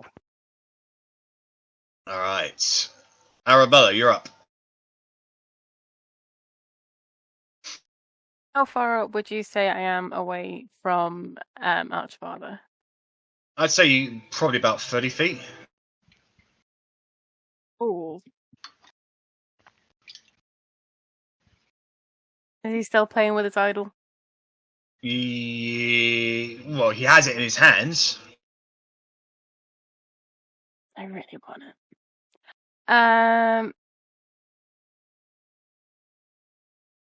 Bugger it. I'll just kill him, hopefully. And loot his corpse. Yeah, why not? Yeah, so I'm gonna do grasp an arrow against him. Okay. Squib. I'm not gonna that's bother evil. with this mug. That is going to hit him. So it's that one plus 2d6. 21 damage. Very good. And I'm gonna do it again. Ooh. That one's going to be a miss. Real. Devastating. Oh well. Right. So what was the magic arrow that you used, or magic thing that you used? So it's if he moves, grasp an arrow. So if he moves, grasp it. Yeah, he only takes that damage once, right? Yeah. Yeah. Oh, once per turn. Yeah, once per turn. Yeah, good to know. Okay, so you fired a shot. It gets him square in the arm. He is like covered in these brambles, these like spiny brambles, digging into his clothes, past his armor. He looks uncomfortable. All right. So it is his turn. So he is actually going to move. He'll take the opportunity attack from Russ, and he will take the 2d6 damage from the bramble shot. Was it like per 1 foot he moved or something? So if they move a foot, they take damage once per turn. That's very specific. Yeah, I don't know why it says 1 foot. It's why I was being such a dick about it. I would like to move 11 inches. Nice. So with that natural 20, 16 plus 5 plus 3 is 24. Yes. Does Hexblade's Curse do something on a crit? No, it's just whenever I hit him with an attack, it gives an extra plus 5. Consider that modified damage. So 1, 29 2, 4, total. 5. Yeah, 29 points of damage. Lovely. Oh, sorry. Not even a rogue with sneak attack, you know. I'm proud of you, Russ. Alright. So he moves out of the silence, and then he turns around. He moves 10 feet less as well. The grasp now takes 10 feet off his movement, just... That's fine. Yeah. But he still moves out of the silence. And he's going to cast Dispel Magic at 5th level. Counter spell. You can't... Oh, yes, you can, actually, because you're outside of the fucking thing. Fuck, I shouldn't have fucking said what I was going to say, didn't you?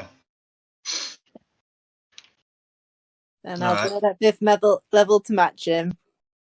Yep. Thank you very much. Right, roll your d20.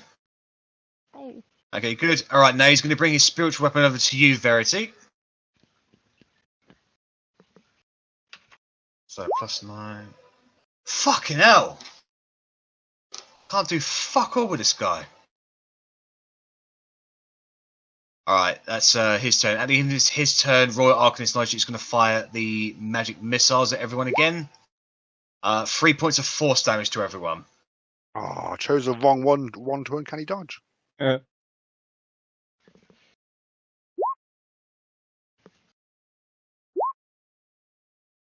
Good. And Verity?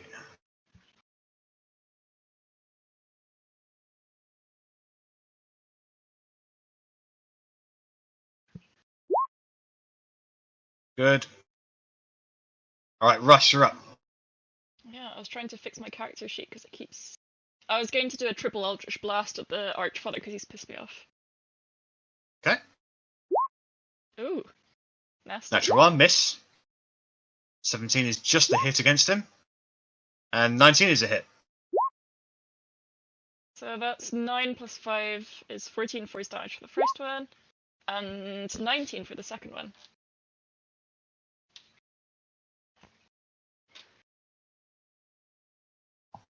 Okay.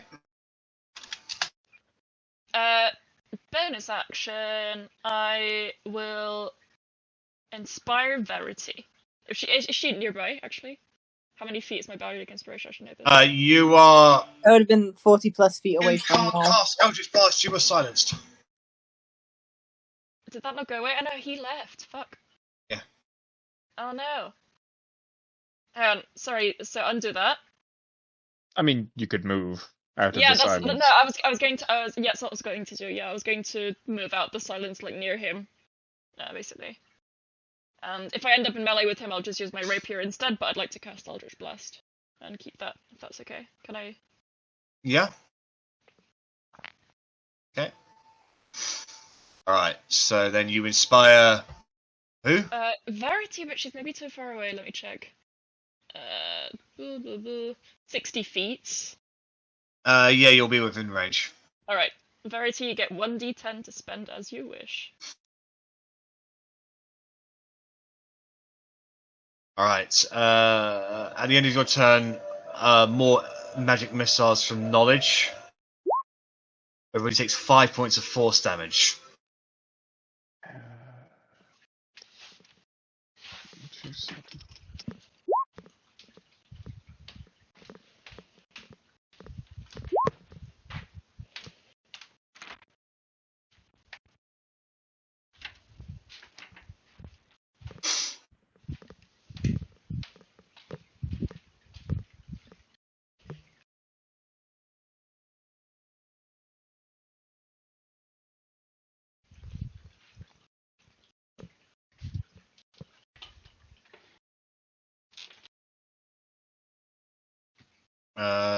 Verity, can I get a con save Yeah. from you, please? I'm sorry, it's taking a while. Constitution. What's Verity's for? The grapple? No, it's for the Steve. arcane. And Yeah. Otis Magic can cast missile. as well? Oti's got blur up. Oh, okay, that's yeah. Alright, okay, so Verity, it's your turn. So bonus action, I'm just gonna crush him a little bit, Okay. which is 2d6 plus my spellcasting modifier, which is 5. Yep. It is. So that's 13 damage to knowledge. Right, so as you crush him, you get the sense that he's just innately resistant to that kind of damage. I mean, it's just something I can do as a bonus, so, you know.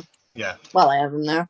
And then, like, I want to do something to that Archmage dude, but I kind of want to let Russ kill him as well. Because Russ needs bodies. It's okay. I'll shoot a small one at him. What have I got? Is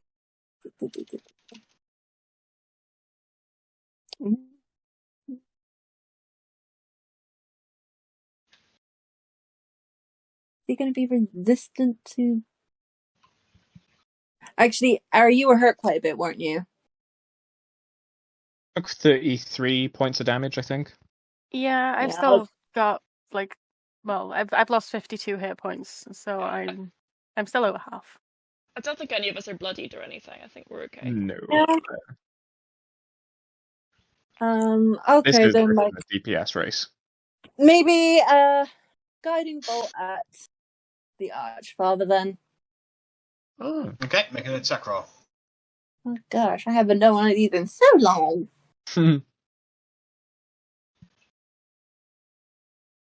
Ugh, come on, squirrel, you bitch.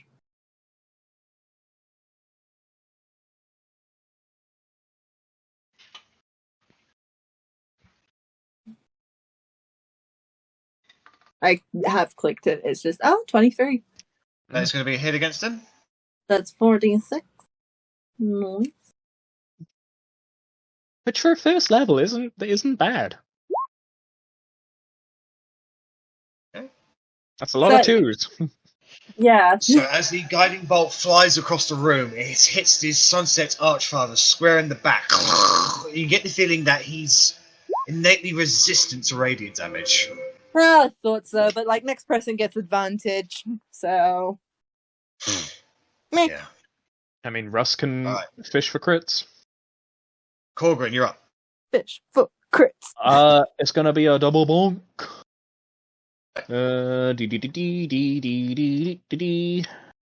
Slap. That's a hit. I will once again. I'll go Russ. Russ, if you want to move closer to the Archfather, you're more than welcome to. But I can't shout, so I will just point. I'll point at Russ and point over. I will check. It could be a technicality if they can hear. I don't think you can do it if you're silenced. See or hear you. I think they have to hear you. Yeah. See or hear. Maneuvering attack. Well, he's not looking at you at the moment, he's looking at the Archfather, so... Like, if the way that Russ moved away from you, it was away from you, so he's currently got his back to you at the moment. Then I will forego that. I will forego the maneuvering strike, so it will just be divine. So bonk. Ooh, 19. And then I will War Priest feature for my last War Priest bonk. Bonk? Okay. Oof. I won't plus 10 that, it's not worth it. Okay, no worries. So the second one does not hit against him, unfortunately. Oh, that's okay. Right. 19 damage, and that is me. Okay. Now, I need to spend a few minutes reading what he can do. So That's fair. You've kind of crippled him. While grappled and silenced. And technically not yet crippled him, so maybe that could be our next move. Payback for what he did during the city. Mm-hmm.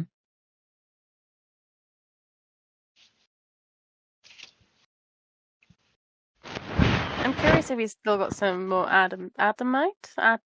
Adamantine. Adamantine? Yeah. Where? That thing. Because that would be nice to take it from him. And was it knowledge? Oh, he's reading. I really shouldn't ask him questions when he's reading. Yeah, it was knowledge. You knew I was going to ask about the robe, didn't you? Oh no. What were you going to ask about the robe? I was going to ask which one of them's wearing it, because I've forgotten. Oh, it'd be It's, knowledge. Knowledge is wearing the robe. Because he's makes sense, because the Archfather's a cleric, isn't he? Mm-hmm. And I've it's been guessing ignoring so by the Guardians. I've been ignoring this poor cat all evening. Yeah, I saw him attack your hand when you went over to the sofa. Oh, and now he's fighting you again. No, he bites a lot. It's an issue. Not very hard. It's fine. It's just playful. Love nibbles. Yeah, he's still I baby know. in me.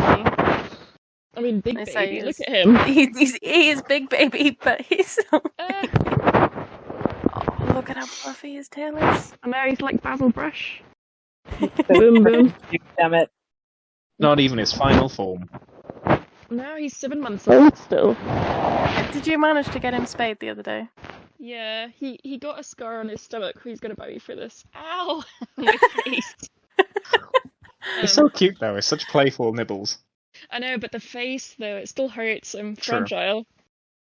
Yeah, My he skin. got spayed. He needed more major surgery because his bull hadn't dropped.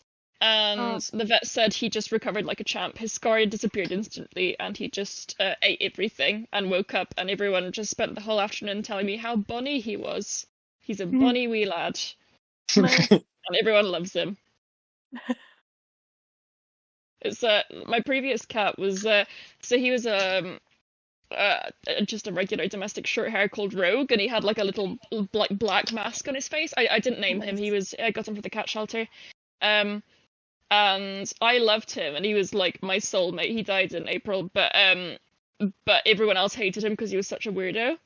And now with Lucy is kind of not the opposite, but it's like everyone sets eyes on him, just absolutely loves him, and actually he's kind of a maniac. He's a maniac on the floor. I'll put him on the floor in a minute, but yeah. Sorry to hear about your cat in April, though. Oh no, it's okay. It was he was an outdoor cat and he shouldn't have been, but the people from the cat shelter made me let him outside, otherwise I couldn't get him, and he got hit by a car. Oh no. But he had so many things wrong with him. He was such a mess. It was he wouldn't eat anything. He threw up all the time. When he got anesthesia, I didn't think he would make it. Like he was just. Okay. There's only so much she can do.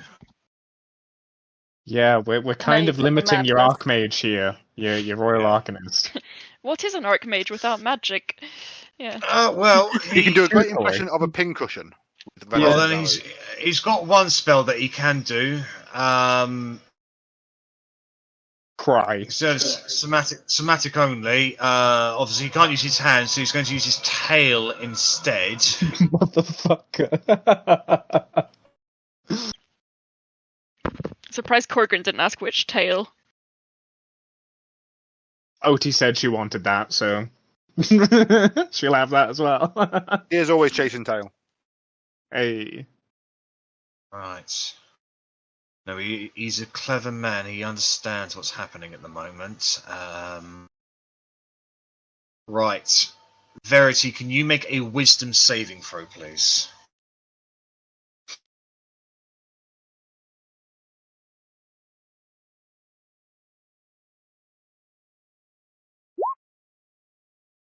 That is a fail. I'm gonna add my D10 inspiration. Okay. 8! Oh. That is a success. Alright. Oh, we are rolling. When did we ever roll well in important fights? Ever. It just doesn't happen. Yeah. So, yep, no, nothing happens. Alright, Rennas, we'll call it a session there, and we'll get back to it next week, okay?